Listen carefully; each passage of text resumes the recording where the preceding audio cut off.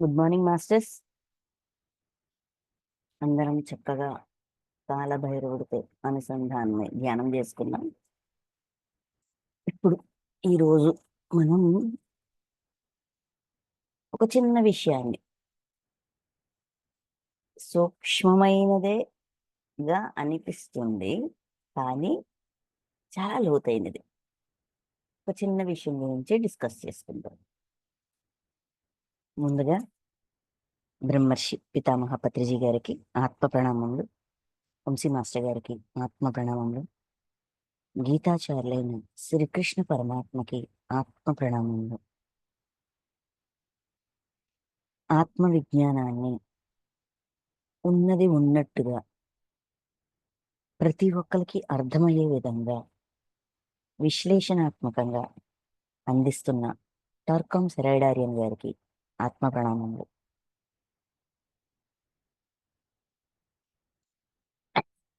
So masters, ఈరోజు మనం టార్కమ్ సెరైడారియన్ గారి ఆత్మ పరిశీలన అనే బుక్లోని ఫస్ట్ చాప్టర్, ఆ ఫస్ట్ చాప్టర్లో కూడా ఆయన ఇచ్చిన ఎక్స్ప్లెనేషన్, అసలు ఆత్మ పరిశీలన అంటే ఏమిటి, అది మనం చేయగలమా, ఎలా సాధ్యపడుతుంది, ఆత్మ పరిశీలన చెయ్యాలి అంటే మనలో ఎటువంటి లక్షణాన్ని డెవలప్ చేసుకోవాలి.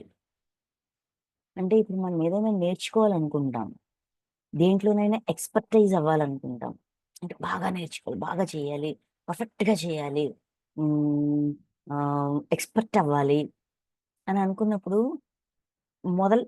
ఆ పనిలో ఎక్స్పర్ట్ అవ్వడానికి ఎక్కడో దగ్గర మొదలు పెట్టాలి కదా. స్టార్టింగ్ స్టెప్ అంటూ ఒకటి ఉంటుంది, ఫస్ట్ స్టెప్. ఆ ఫస్ట్ స్టెప్ ఏంటి, ఎలా మొదలు పెట్టొచ్చు, ఎలా ఆత్మ పరిశీలన చేసుకోవచ్చు, అసలు ఆత్మ పరిశీలన అంటే ఏంటి, ఇవన్నీ కూడా ఈ బుక్లో ఆయన చాలా డీటెయిల్డ్గా ఎక్స్ప్లెయిన్ చేశారు. మనం ఈరోజు మొదటి అడుగు, మనకి సార్ చాలాసార్లు చెప్పారు, self checking, self checking, self checking. ఎప్పటికప్పుడు మనల్ని మనం చెక్ చేసుకుంటూ ఉండాలి. అప్పుడే మనలోన, అంటే మన అంతరంగంలోన, అంటే మన జీవాత్మలోన, మన ఆత్మలోన ఎటువంటి గుణాలు ఉన్నాయి, అవి దుర్గుణాలా, సద్గుణాలా, ఎటువంటి భావోద్వేగాలు ఉన్నాయి, అవి ఉద్రేకపరిచే విధంగా ఉన్నాయా, మనల్ని ఉద్వేగానికి గురి చేసే విధంగా ఉన్నాయా, లేదంటే మనల్ని ప్రశాంతంగా ఉంచే విధంగా ఉన్నాయా, మనలో పరిస్థితికి తగ్గట్టుగా ఒక సిచ్యువేషన్ వస్తే మన రియాక్షన్ ఎలా ఉంటుంది, ఆ రియాక్షన్ కూడా మానసికంగా ఎలా ఉంటుంది, భావోద్వేగంగా ఎలా ఉంటుంది, చర్యలుగా అంటే రియాక్షన్స్గా, కర్మలుగా, కరి ఏమంటాము, కార్యం కార్యం మన చేతల్లో మనం ఎలా రియాక్ట్ అవుతున్నాం, అలాగే చెక్ చేసుకోమంట.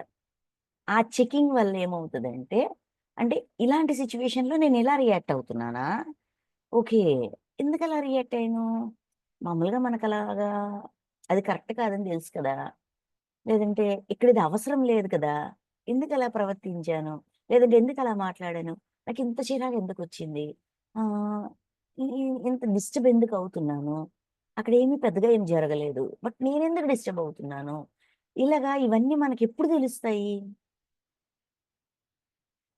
మన దృష్టి, మన ఫోకస్ మన మీద ఉన్నప్పుడు తెలుస్తాయి. దాన్ని సార్ సెల్ఫ్ చెకింగ్ అంటారు, తారకం గారు ఆత్మ పరిశీలన అంటారు.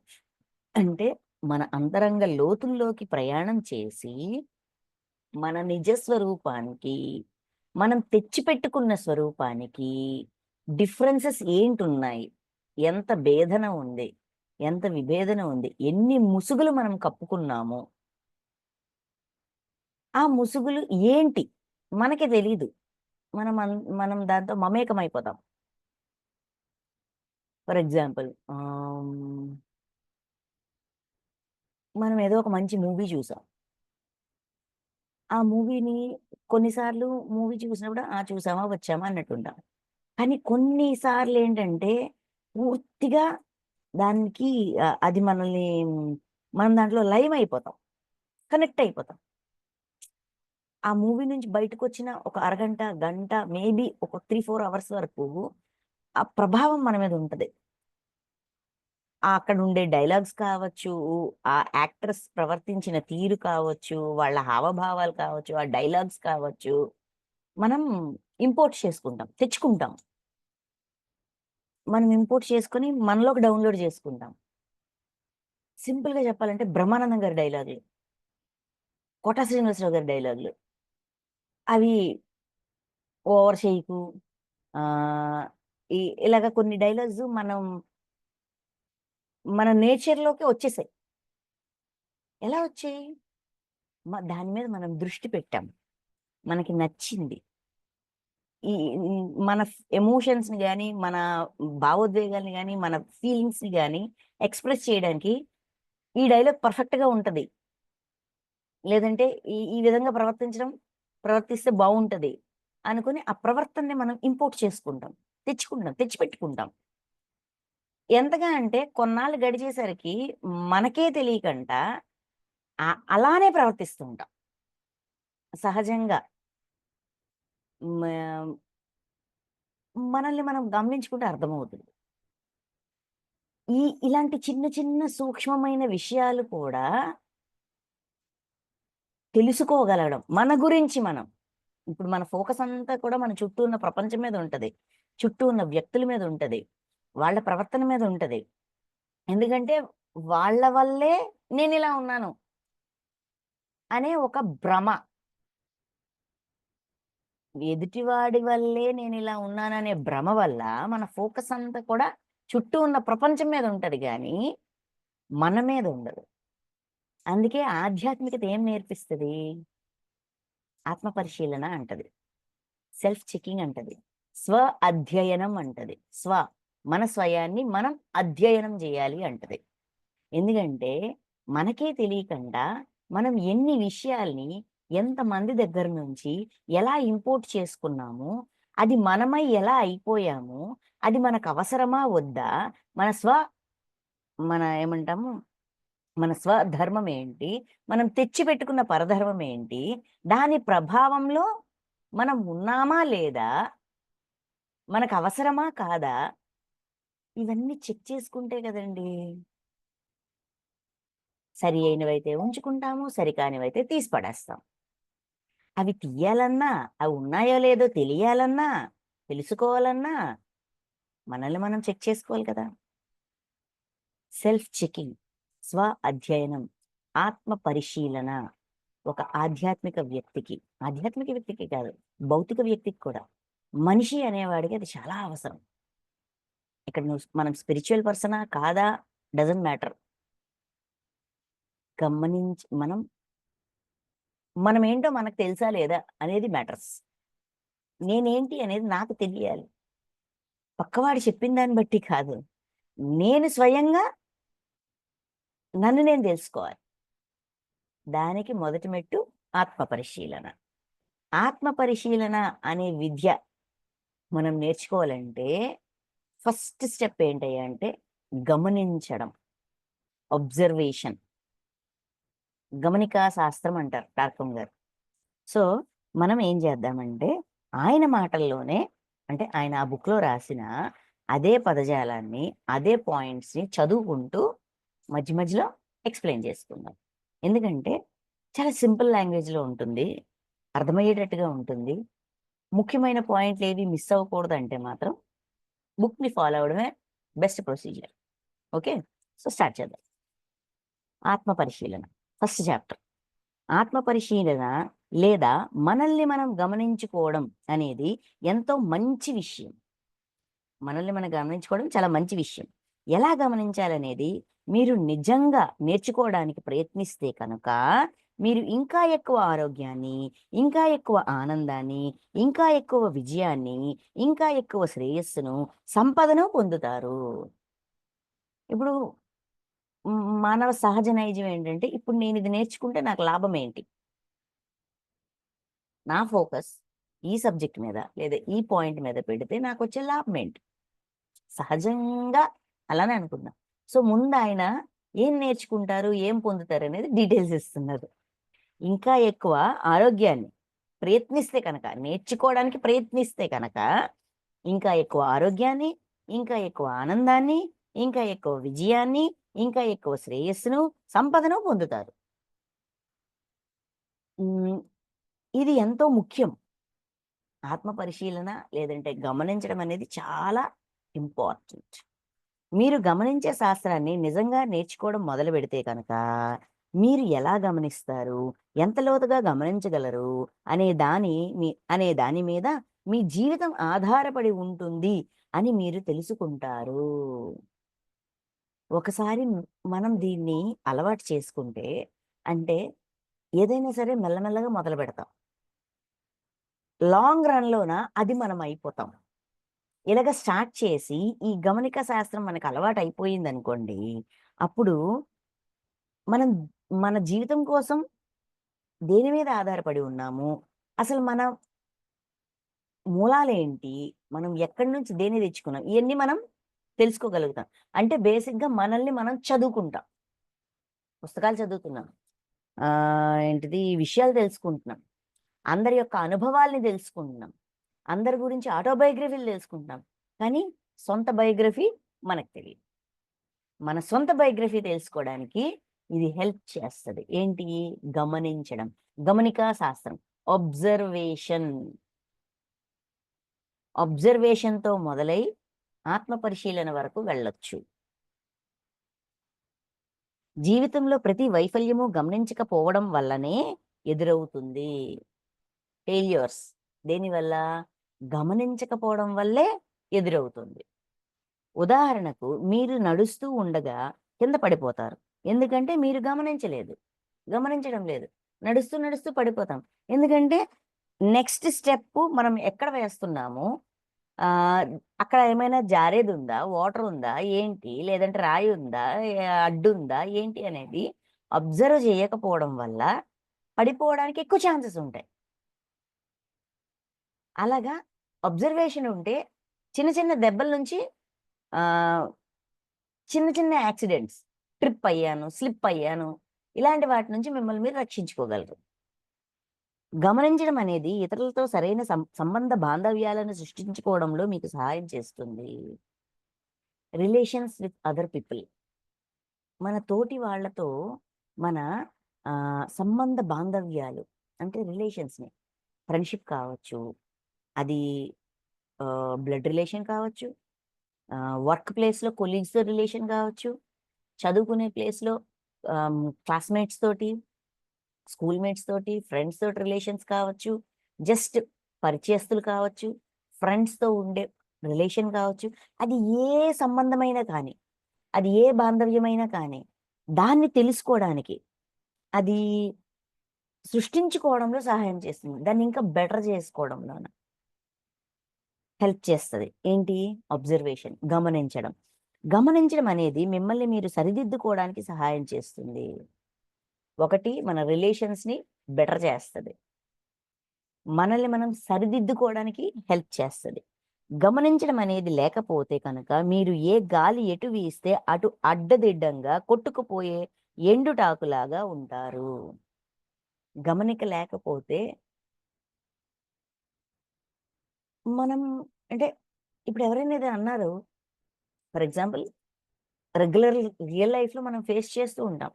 ఎవరో ఏదో అన్నారనో, లేకపోతే ఆహ్, పక్కవాడి అభిప్రాయానికి, మాటకి, చుట్ పరిస్థితుల ప్రభావానికి మనం వశమైపోతాం. అదే ఆ క్షణంలో చెక్ చేసుకున్నామనుకోండి. ఇప్పుడు ఎవరో ఏదో అన్నారు. అనడం సహజం. సమాజంలో మాట పడడం సహజం. అందరూ మనం అనుకున్నట్టుగా ఉండరు. ఎవరి మైండ్‌సెట్ బట్టి వాళ్ళుంటారు. ఇది కామన్. మనం మొత్తం సమాజాన్ని మన కంట్రోల్‌లో పెట్టుకోలేము. ఓకే. అయితే ఒకటి మన కంట్రోల్‌లో ఉంటది. సమాజం నుంచి, చుట్టూ ఉన్న పరిస్థితుల నుంచి వచ్చే యాక్షన్‌కి నేనిచ్చే రియాక్షన్ నా చేతిలో ఉంటది. ఉంటదా లేదా? ఎందుకంటే రియాక్షన్ ఇస్తుంది నేను. సో, ఆ రియాక్షన్‌ని ఎప్పుడు, ఎలా ఇవ్వాలి? ఎప్పుడివ్వాలి? ఎందుకివ్వాలి? అసలివ్వాలా వద్దా? ఈ మాట నాకు వర్తిస్తుందా లేదా? లేదంటే ఈ ఈ నింద నాకు వర్తిస్తుందా లేదా? ఆహ్, నేను ఆ ఉద్దేశంతో చేశానా? ఆ పని చేసినప్పుడు లేదంటే నేనిచ్చిన యాక్షన్‌కి నాకొచ్చిన రియాక్షన్ ఇది. ఆ రియాక్షన్‌కి నేను మళ్ళీ రియాక్ట్ అవ్వాలా? వద్దా? అనేది నా చేతుల్లో ఉంటుంది గదా! ఎప్పుడైతే ఆ సిట్యుయేషన్‌ని గాని, అక్కడ జరుగుతున్న పడుతున్న మాటలు లేదంటే ఎదుర్కొంటున్న ఎదురు దెబ్బలు ఇవన్నీ కూడా కరెక్టా? కాదా? ఆ ఉద్దేశంతో నేను చేశానా? లేదా? నాకు వర్తిస్తుందా? లేదా? అని నేను అబ్జర్వ్ చేశాననుకోండి. అబ్జర్వ్ చేసి విశ్లేషించుకున్నాననుకోండి ఫర్ ఎగ్జాంపుల్. అప్పుడేం చేస్తాను? కామ్ డౌన్ అవుతానా? లేదా? నా ఎమోషన్‌ని నేను బ్యాలెన్స్ చేసుకోగలుగుతానా? లేదా? ఇక్కడ రియాక్ట్ అవ్వడం అవసరమా? అవసరం లేదా? అనేది నాకు అర్థమవుతుందా? లేదా? అదే నేను అబ్జర్వ్ చేయలేదనుకోండి. గమనించలేదనుకోండి. ఏదో అన్నారు వెంటనే సెకండ్స్‌లోనే స్పర్ ఆఫ్ ఎ మొమెంట్‌లో రియాక్షన్ ఇచ్చాననుకోండి. ఆ రియాక్షను ఇంకొక యాక్షన్‌కి దారి తీస్తది. ఇంకొకటి, దాని వెనక ఇంకొకటి, దాని వెనక ఇలాగ chain of reaction, action, reaction, action, reaction ఈ చైన్ అనేది కంటిన్యూ అయిపోతా ఉంటది. మనకే తెలియకండా. అందుకే గాలికి కొట్టుకుపోయే ఎండుటాకులాగా ఉండొద్దు అనుకుంటే గమనించడం నేర్చుకోండి. ఇంకా కానీ మీకు గమనించే గుణం ఉంటే కనుక మీ జీవితం ఎలా ఉండాలో మీరు నిర్ణయించుకోగలుగుతారు. మీపై మీకు నియంత్రణ వస్తుంది. అలాగే మిమ్మల్ని లక్ష్యంగా చేసుకుని వేరే వాళ్ళు చేసే యాంత్రికమైన చర్యలు, ప్రతిచర్యలు అన్నింటిని మీరు నియంత్రించగలుగుతారు. ఎలా అంటే సింపుల్‌గా అర్థం చేసుకోవాలంటే చెస్ గేమ్. చెస్ గేమ్‌లో చూడండి. ఎదుటివాడు వేసిన మూవ్‌కి నెక్స్ట్ నేను ఏ మూవ్ వేస్తే, ఆ మూవ్‌కి నెక్స్ట్ వాడు ఏ మూవ్ వేస్తే, ఆ నెక్స్ట్ ఏ మూవ్ వేస్తే అనేది ఇలాగా ఒక 4, 5 స్టెప్స్ వరకు ఆలోచిస్తారు. ఈ అపోజిట్ పర్సన్ యొక్క స్టైల్ ఆఫ్ ప్లే వాడు ఎలాంటి మూవ్స్ ఇస్తాడు? ఎలాంటి ఆహ్, మూవ్ తీసుకుంటాడు? ముందు నుంచి గేమ్ ప్లే చేస్తుంటారు గదా! సో, వాడి మైండ్ సెట్ బట్టి నేనిది చేస్తే వాడది జేయొచ్చు. వాడది చేసినప్పుడు నేనేం జేయాలి? అలా ఒక చైన్ ఆఫ్ రియాక్షన్స్‌ని ఆలోచిస్తారు. ఒక 5, 6, 7, 8 కెపాసిటీ బట్టి. ప్లేయర్ యొక్క ఆహ్, ప్రాక్టీస్‌ని బట్టి, సీనియారిటీని బట్టి కదా! అలా ఆలోచించిన వాడు కరెక్ట్‌గా ప్లే చేయగలుగుతాడు. అంటే తనను తాను కోల్పోడు. తనను తాను సంరక్షించుకుంటుంటాడు. కదా! మరి మనల్ని సంరక్షించుకునే బాధ్యత ఎవరిది? మనది గాదా? ఎందులోంచి సంరక్షించుకోవాలి? మనల్ని మనం కొత్త కర్మల్లో ఇరికించుకోకుండా సంరక్షించుకోవాలి. ఎందుకంటే ఆల్రెడీ బ్యాక్‌లాగ్ చాలా ఉంది. బ్యాక్‌లాగ్ అనేది చాలా ఉంది. కొన్ని జన్మలుగా భలే మూట కట్టుకొనొచ్చాం. బోలెడు మూటలున్నాయి. అవి క్లియర్ చేయడానికి ఎంత టైం పడతదో మనకే తెలీదు. మళ్ళీ ఇప్పుడు కొత్తవి తయారు చేయడం అవసరమా మనకి? చేయకుండా ఉండాలి అంటే ప్రతి క్షణం ఎరుకలో ఉండాలి. ప్రతి క్షణం మనల్ని మనం గమనించుకుంటూ ఉండాలి. అంటే సెల్ఫ్ డిఫెన్స్. నన్ను నేను సంరక్షించుకోవడానికి నాకిది కావాలి. యాంత్రికమైన చర్యలు, ప్రతిచర్యలు అన్నింటిని నియంత్రించగలుగుతారు. ఆపగలుగుతాం. నెక్స్ట్ ఆత్మ పరిశీలన ఎంతో ఆసక్తికరమైన, ఎంతో అందమైన, ఉన్నతమైన అంశం. ఆసక్తికరమైనది. అబ్బా! ఇదొక బోరింగ్ సబ్జెక్ట్ కావాలా? థ్రిల్లింగ్‌గా ఉండదేమో! కాదు. ఆసక్తికరంగా ఉంటది. ఎందుకంటే పక్కవాడిని తెలుసుకోవడం అనేది ఎంత కిక్కిస్తదో, మనల్ని మనం తెలుసుకోవడం అనేది అంతకంటే రెట్టింపు థ్రిల్ ఇస్తది. సస్పెన్స్ థ్రిల్లర్ మూవీలాగా. ఎందుకంటే మనమేంటో మనకు తెలీదు. మన విషయంలో మనమే ఒక పెద్ద మనకి మనమే ఒక పెద్ద సస్పెన్స్. థ్రిల్లర్ మూవీస్ నచ్చే వాళ్ళకి ఈ కాన్సెప్ట్ నచ్చుతది. ఆత్మ పరిశీలన ఎంతో ఆసక్తికరమైన, ఎంతో అందమైన, ఉన్నతమైన అంశం. అంటే మనల్ని మనం ఉన్నతంగా తీర్చిదిద్దుకోవడానికి హెల్ప్ చేస్తది.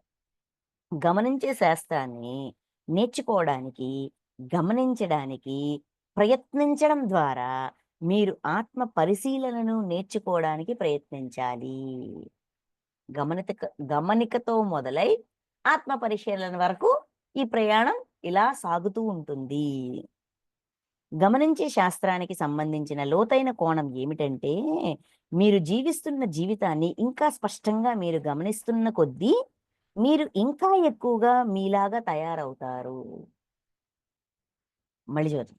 గమనించే శాస్త్రానికి సంబంధించిన లోతైన కోణం ఏమిటంటే, అంటే ఈ గమనించే శాస్త్రం యొక్క డీప్ ఇంటెన్షన్, లోతైన కోణం. ఎందుకు గమనించాలి? ఎందుకు నేను ఈ శాస్త్రాన్ని నేర్చుకోవాలి? ఈ సబ్జెక్ట్, ఈ అబ్జర్వేషన్ అనే సైన్స్‌ని నేనెందుకు నేర్చుకోవాలి? ఎందుకంటే అది మన దాని యొక్క లోతుల్లోకి వెళ్ళే కొద్దీ మనం జీవిస్తున్న జీవితాన్ని మనకి స్పష్టంగా చూపిస్తుంది. దాన్ని ఇంకెంత బాగా మలుచుకోవాలనుకుంటున్నారో. ఇప్పుడు మనం అనుకుంటాం, నేనిలా ఉండాలి, ఇలా ఉండకూడదు, నేనిలా తయారవ్వాలి, నేనొక యోగినవ్వాలి, నేను మోక్షాన్ని సాధించాలి, నేను ఒక మాస్టర్స్ నేనొక దివ్యత్వంతో ఉండాలి, నేను వి ఆర్ ఆల్ గాడ్స్ అనే సత్యాన్ని నాకు నేను ప్రూవ్ చేసుకోవాలి, నేను ఆ విధంగా ఉండాలి. ఇలాగ ఒక్కొక్కరికి ఒక్కొక్క కోరికుంటుంది. ఒక సంకల్పం ఉంటుంది. ఒక ఆధ్యాత్మిక సంకల్పం ఉంటుంది. ఆ సంకల్పానికి రీచ్ అవ్వడానికి ఇది హెల్ప్ చేస్తది. మీరు గమనించే కొద్దీ మీరు ఇంకా ఎక్కువగా మీలాగా తయారవుతారు. మీలాగా తయారవ్వడం అంటే ఏంటండి? మన ఒరిజినల్ ఏంటి? ఆత్మ పదార్థం కదా! మన నిజ స్వరూపాన్ని మనం ఎలా మలుచుకోవాలనుకుంటున్నామో అంత నిజంగా తయారవుతాం. ఏమంటాము? ఇక్కడున్న ఈ క్యారెక్టర్ మీద, ఈ పర్సన్ మీద కంటా కూడా మన ఫోకస్సు దీని యొక్క మూలమైన జీవాత్మ, దానికి మూలమైన ఆత్మ వాటి మీద ఉంటది. ఎందుకంటే అక్కడ మార్పొచ్చిందంటే ఇక్కడ మార్పు చాలా ఈజీ. చాలా అంటే చాలా ఈజీ. ఇక్కడ మనం ఒక క్షణానికి ఇలా ఉండాలనుకుంటాం. ఒక క్షణంలో ఉంటాం. మరు క్షణంలో ఉండలేకపోతాం. మన క్యారెక్టర్ మనల్ని దాటి ప్రవర్తించేస్తది. మనం అనుకున్నదొకటి, చేసేదొకటి. కానీ మన అంతరంగ లోతుల్లోన, అంటే మన జీవాత్మలోని, మన ఆత్మలోని మనం మార్పు చేసామే అనుకుందాం. మనకి నచ్చినట్టుగా. మనం ఉండాలనుకున్నట్టుగా. అక్కడ మార్పు తెచ్చామనుకోండి, ఇక్కడ ఆటోమేటిక్‌గా, సహజంగా అలానే ఉంటాం. దానికి హెల్ప్ చేస్తది. మీరు మీలా తయారవ్వడం అంటే అది. ఎలా గమనించాలో తెలియని వ్యక్తి అన్నింటితోనూ మమేకమైపోతాడు. ఎలా గమనించాలో తెలియని వ్యక్తి అన్నింటితోనూ మమేకమైపోతారు. అంటే అది మనం అయిపోతాం. ఇప్పుడు చూడండి, ఇందాకే అనుకున్నట్టుగా మూవీలో కొన్ని డైలాగ్స్ మనల్ని పట్టుకుంటాయి. అది మనం అయిపోతాం. ఇప్పుడు నేను అన్నాను చూసారా? కిక్ ఇస్తది. ఇది అలవాటైపోయింది. అది నచ్చింది. అంటే ఆ ఫీల్‌ని ఎక్స్‌ప్రెస్ చేయడానికి ది బెస్ట్ అని అనిపించింది. దాన్ని ఇంపోర్ట్ చేసుకున్నా. ఇంక అది అయిపోయింది. అది నాలో ఒక భాగం అయిపోయింది. మమేకం అయిపోయా ఆ మాటతో. ఆ మాటిచ్చే ఆ మాట నేను చెప్పాలనుకున్న విషయాన్ని పర్ఫెక్ట్‌గా కన్వే చేస్తది. అందుకే నేను ఆ మాటని ఇంపోర్ట్ చేసుకున్నా. సో, అలాగా మమేకం అవ్వడం అంటే మనం అది అయిపోతాం. గమనించడం అనేది మీరు గమనించే వస్తువుకు మధ్య దూరాన్ని సృష్టిస్తుంది. సో, ఇప్పుడు గమనించడం ద్వారా ఏమవుతది? ఓకే. ఇలాంటి ఫీల్‌ని ఇలాంటి విషయాన్ని ఎక్స్‌ప్లెయిన్ చేయాలనుకున్నప్పుడు, ఈ మాట హెల్ప్‌ని నేను తీసుకుంటున్నానా అని నాకర్థమవుతది. సరే, ఆహ్, అది కావాలా వద్దా? అది నాకు అవసరమా? అవసరం లేదా? అవసరమైతే తీసుకుంటా. అవసరం లేకపోతే పక్కన పెడతా. ఈ సెలక్షన్, ఈ చాయిస్ అనేది ఎప్పుడు నా చేతిలో ఉండాలి. అది చెప్తున్నారు ఈయనిక్కడ. ఏమంటున్నారు చూడండి. గమనించడం అనేది మీరు గమనించే వస్తువుకు మధ్య దూరాన్ని సృష్టిస్తుంది. ఆ మమేకం అయిపోవడాన్ని గ్యాప్ తీసుకోవాలి. ఆ దూరాన్ని సృష్టించినప్పుడు ఓకే. నేను ఇలా ఉన్నాననమాట. వీళ్ళని ఇన్స్పిరేషన్‌గా తీసుకొని వాళ్ళ మాటలను, లేకపోతే వాళ్ళ చేతలను వాళ్ళలాగా ఉండాలి. ఇది మనకు చాలా ఉంటది కంపారిజన్. వీళ్ళలాగా ఉండాలి. వీళ్ళలాగా మాట్లాడాలి. వీళ్ళలాగా డ్రెస్ చేసుకోవాలి. ఇలాగ చాలా ఉంటది. వాళ్ళలాగా, వీళ్ళలాగా, ఇంకోలాగా ఉండడంలో తప్పేం లేదు. బట్ నాలాగా నేనెప్పుడు ఉంటాను? ఆ డిఫరెన్స్ అనేది మనకి తెలియజేస్తది. అంటే మనకి తెలియకుండానే మనం కొన్నిట్లో ఇన్వాల్వ్ అయిపోతాం. కొన్ని మనంగా మారిపోతాం. అయితే వాళ్ళలాగా ఉన్నాము అనేది మనకే తెలీదు. ఆ తెలియని దాన్ని తెలియజేస్తది. సీ ఇక్కడి నుంచి తెచ్చుకున్నాం. ఇక్కడి నుంచి తెచ్చుకున్నాం. తెలుసుకో. జస్ట్ తెలుసుకో. ఫస్ట్ తెలుసుకోమంటారు. తారకం గారు ఏమంటారంటే, ముందు తెలుసుకోండి. దాని మీద ఏమంటాము డిబేట్‌లు పెట్టొద్దు. జడ్జిమెంట్‌లు పెట్టొద్దు. ఏం పెట్టొద్దు. విమర్శించుకోవద్దు. ఏమొద్దు. ఫస్ట్ తెలుసుకోండి. ఫస్ట్ స్టెప్ గమనించడం ద్వారా తెలుసుకోవడం. ఓకే. మీరు ఎంత ఎక్కువగా గమనిస్తే, అంత ఎక్కువ దూరాన్ని సృష్టిస్తారు. ఈ అబ్జర్వ్ చేయడం అనేది ఎంత లోతుగా చేస్తే, అంత డిస్టెన్స్ మెయింటైన్ అవుద్ది. దేనికి? మనకి మనం తెచ్చిపెట్టుకున్న కొన్ని లక్షణాలు, కొన్ని గుణాలు, కొన్ని మాటలు, కొన్ని చేతలు, కొన్ని ప్రవర్తనలు ఏదైతే అది. ఓకే. అది తెలుస్తుంటదనమాట. మీరు ఎంత ఎక్కువ దూరాన్ని సృష్టిస్తే, మీరు గమనిస్తున్న వస్తువుపై మీకు అంత ఎక్కువ నియంత్రణ ఉంటుంది. అంటే కంట్రోల్ మందవుద్దప్పుడు. అంతవరకు కంట్రోల్ ఎవరిది? ఆ వస్తువుది, ఆ మాటది, ఆ చేతది, ఆ ప్రవర్తనది, ఆ మైండ్ సెట్‌ది. బట్ మనం అబ్జర్వ్ చేసే కొద్దీ కంట్రోల్ మన చేతిలోకొస్తది. ఈ సందర్భంలో ఇది వాడాలా? వద్దా? దీనివల్ల ఏమైనా ఇబ్బందుందా? లేదా? ఇలా డెసిషన్ మేకింగ్ అనేది మన చేతిలో ఉంటది. చుట్టూ ఉన్న పరిస్థితుల చేతిలో మనం ఉండడం కాదు. మన చేతిలోనే పరిస్థితులుంటాయి. ఆ పరిస్థితుల్ని అప్పుడు సరియైన విధంగా మనం వినియోగించుకోవచ్చు. ఓకే. చూడండి. మీకు కొన్ని వస్తువులు, అంశాలపై నియంత్రణ లేకపోతే కనుక మీరు వాటికి బానిస అయిపోతారు.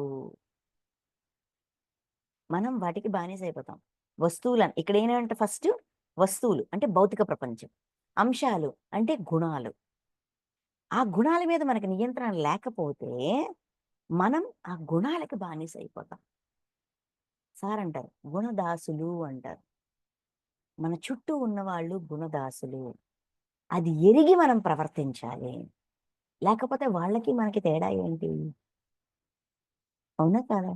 ఇంత సాధన చేస్తూ, ఇన్ని క్లాసెస్ వింటూ, ఇన్ని సబ్జెక్ట్స్ చదువుతూ, ఇన్ని బుక్స్ చదువుతూ, ఇన్ని రకాలుగా ఆల్మోస్ట్ 24 అవర్స్‌లో దగ్గర దగ్గర 12 అవర్స్ మనం దానికే కేటాయించినప్పుడు, మని మన ఔట్‌పుట్ కూడా దానికి తగ్గట్టుగా ఉండాలి గదా!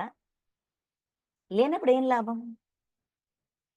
వాళ్ళు ఆ గుణ ప్రభావంలో ఉన్నారు. కాబట్టి వాళ్ళలానే ప్రవర్తిస్తారు. మనం దాన్ని మించి ఎక్స్‌పెక్ట్ చేయడం మనం చేసే పొరపాటు. ఏ గుణంలో ఉన్నవాడు అటువంటి ప్రవర్తనతో ఉంటాడు అనే సత్యాన్ని మనం అర్థం చేసుకొని, దానికి తగ్గట్టుగా నొప్పించక తానవ్వక తప్పించుకు తిరుగువాడు ధన్యుడు సుమ. వాళ్ళని నొప్పించక్కర్లా. అలాగని మనల్ని మనం నొప్పించుకోక్కర్లా. ఈ 2 రకాలుగా కాకుండా మధ్య మార్గంలో మన ప్రయాణాన్ని మనం సాగించాలి. వాడిని ఇబ్బంది పెట్టక్కర్లేదు. వాడి గుణాలు ఇలాంటివి కాబట్టి నువ్వు ఇట్టాంటోడు, అట్టాంటోడు అని వాళ్ళని గాయ చేయాల్సిన అవసరం లేదు. సో, ఈ ఈ ఈ పర్సన్ ఇలానే బిహేవ్ చేస్తాడు ఈ విషయంలో. అది తెలుసు కదా! సో, దానికి కాకుండా వేరే రూట్ తీసుకొని వెళ్ళడమే. వాళ్ళ గుణాల్ని, వాళ్ళ అహంకారాన్ని డిస్టర్బ్ చేయకుండా, అలాగని మనల్ని మనం ఆహ్, ఇబ్బంది పెట్టుకోకుండా జాగ్రత్తగా డీల్ చేయాలి. ఇది ఒక ఆధ్యాత్మిక వ్యక్తి చేయాల్సిన పని. ఎందుకంటే మనం నేర్చుకుంటుందదే. దానికి ఈ గమనికా శాస్త్రం, అబ్జర్వేషన్ హెల్ప్ చేస్తది. చూడండి. మీరు వాటికి బానిస అయిపోతారు. గమనించడం అనేది మీ స్వశక్తిపై మీరు ఆధారపడే స్థితికి మిమ్మల్ని చేరుస్తుంది. స్వశక్తిపై మీరు ఆధారపడే స్థితికి మిమ్మల్ని చేరుస్తుంది. మన కాళ్ళ మీద మనం నిలబడేటట్టుగా. మన స్వశక్తి. అంటే నేను ఇలా ఉండాలనుకుంటున్నానబ్బా! నేను ఎవరిని బాధ పెట్టాలనుకోవట్లేదు. మనకు సార్ ఏం చెప్తారు? పశ్చాత్తాపం, పరివర్తన, ప్రాయశ్చిత్తం. అంటే గతంలో చేశాను. దుష్కర్మలు చేశాను. బాధ పెట్టాను. వేదన ఇచ్చాను. హింసిచ్చాను. ఇన్ని రకాలు ఇచ్చాను. ఇప్పుడు నేనివ్వను. నేనివ్వాలనుకోవట్లేదు. నేను మారాలనుకుంటున్నాను. పరివర్తన నేను మారతాను. ఇక నుంచి ఇటువంటివి నేను చెయ్యను అని వాగ్దానం చేస్తున్నాం. మనం అలానే ఉండాలనుకుంటున్నాం. కానీ కొన్ని సమయాల్లో ఉండలేకపోతున్నాం. స్వశక్తి. నేను స్వయంగా ఇలా ఉండాలనుకుంటున్నాను. కానీ ఉండలేకపోతున్నాను.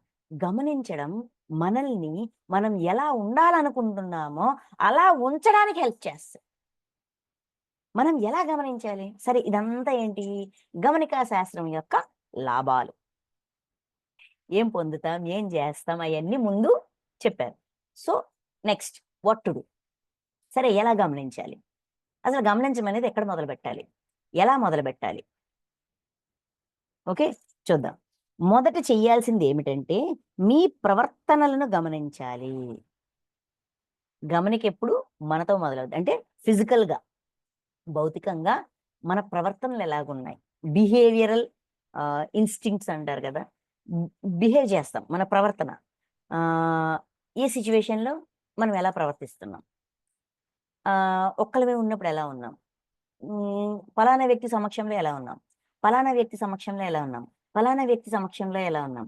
ఈ వ్యక్తి సమక్షంలో వాళ్ళ మూడ్ వాళ్ళు కోపంగా ఉంటే మనం ఎలా ఉన్నాం? వాళ్ళు హ్యాపీగా ఉంటే మనం ఎలా ఉన్నాం? వాళ్ళు మెచ్చుకుంటుంటే మనం ఎలా ఉన్నాం? ఇలాగ రకరకాలుగా మన బిహేవియర్. ఎందుకంటే మన బిహేవియర్ ఎప్పుడు రియాక్షనే. సో, యాక్షన్‌కి ఇచ్చే రియాక్షన్ మన బిహేవియర్. మొదట చేయాల్సింది ఏమిటంటే, మీ ప్రవర్తనలు గమనించాలి. ఏమాత్రం విమర్శించకుండా వాటిని గమనించాలి. అది పెద్ద ఛాలెంజ్. గమనించడం స్టార్ట్ చేశాక, ఛీ! నేను ఇలాంటి మాట్లాడుతున్నానా? నేను ఇలా ప్రవర్తిస్తున్నానా? నేను ఇలా ఉన్నానా? అని విమర్శించుకోవద్దు. ఫస్ట్ అబ్జర్వ్ చేయండి. రా డేటా, మూల ఇన్ఫర్మేషన్, ముడి పదార్థం. ఆ ముడి పదార్థం మీద ఎవరికీ ఏ ఎక్స్‌పెక్టేషన్స్ ఉండవు. ఏ విమర్శలు ఉండవు. ఇప్పుడు గనులు తవ్వి అందులోంచి బంగారము, బొగ్గులు ఇయన్నీ తీస్తారు. అది రా మెటీరియల్. దాన్ని చాలా పాలిష్ చేయాలి. దాన్ని కరిగించాలి. అందులో ఇంప్యూరిటీస్ తీయాలి. రకరకాల కెమికల్స్ తీసి విడదీస్తే కదా! అది ప్యూర్ అవుతది. సో, ఇక్కడ గమనించడం అనేది స్టార్ట్ చేసినప్పుడు మనం ఏంటి అనేది మనకు తెలుస్తుంటది కదా! అది రా మెటీరియల్ ముడి పదార్థం.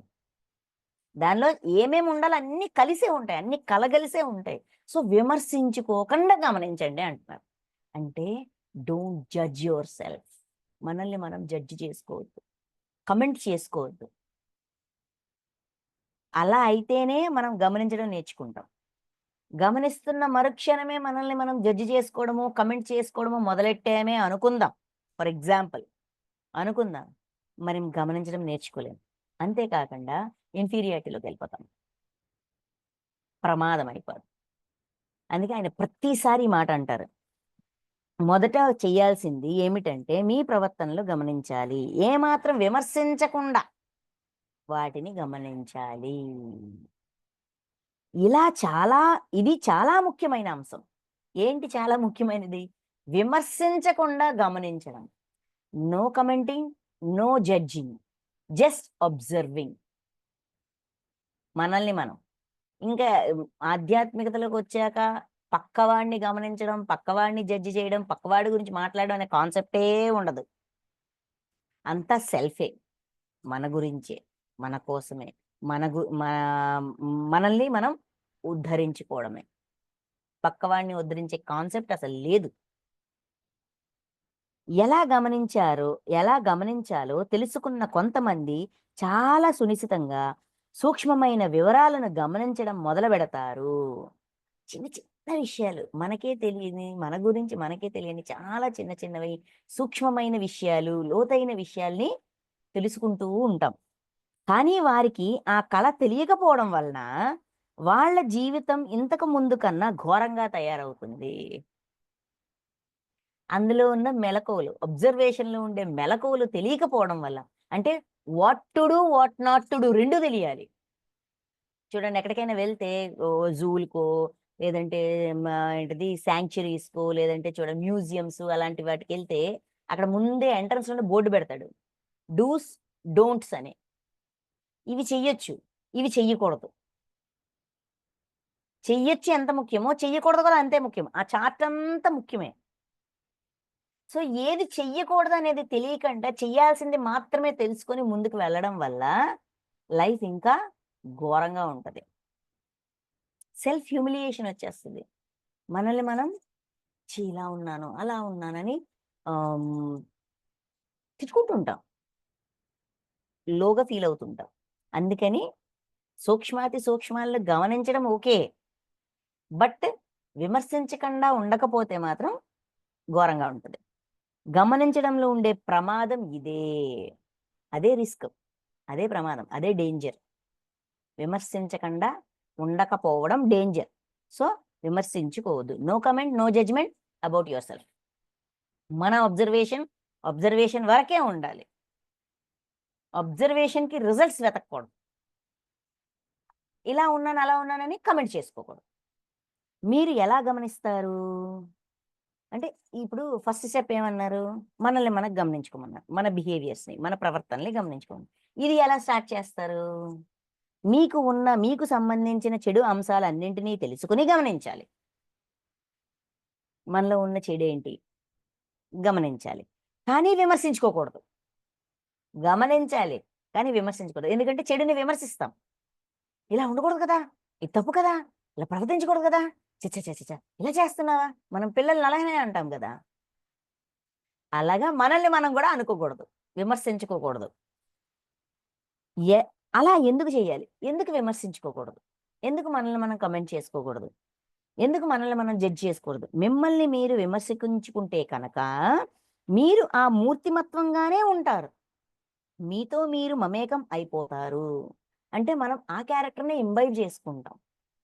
This is me, this is me, this is me నేనిది, నేనిది, నేనిది, నేనిది అని అదే అయిపోతాము మనకే తెలియకుండా. అందుకే థిస్ ఈజ్ మీ అనకూడదు. ఎందుకంటే ఇది నేను, ఇది నేను. నేను అలాంటి పనులు చేశా. నేను ఇలాంటి పనులు చేశా. అవునబ్బా! అప్పుడు చేసాం. ఇప్పుడు చేసామా? ఇప్పుడు చేస్తామా?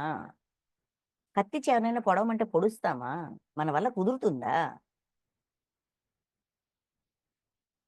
కుదరదు కదా! అది మారింది గదా! అందుకని కామెంట్ చేసుకోకూడదు. అందుకని విమర్శించుకోకూడదు. ఆ క్షణానికి, ఆ మొమెంట్‌కి అలా ఉన్నాం. బట్ పొజిషన్ మారి, సిట్యుయేషన్ మారితే ఎల్లప్పుడూ నేను అదే ప్రవర్తనతో ఉన్నానా? లేదు గదా! నా ప్రవర్తన మారుతుంది గదా! ఒకసారి అలా ఉన్నా, ఒకసారి ఇలా ఉన్నా. ఎల్లప్పుడూ అలా లేను గదా! అందుకని జడ్జ్ చేసుకోకూడదు.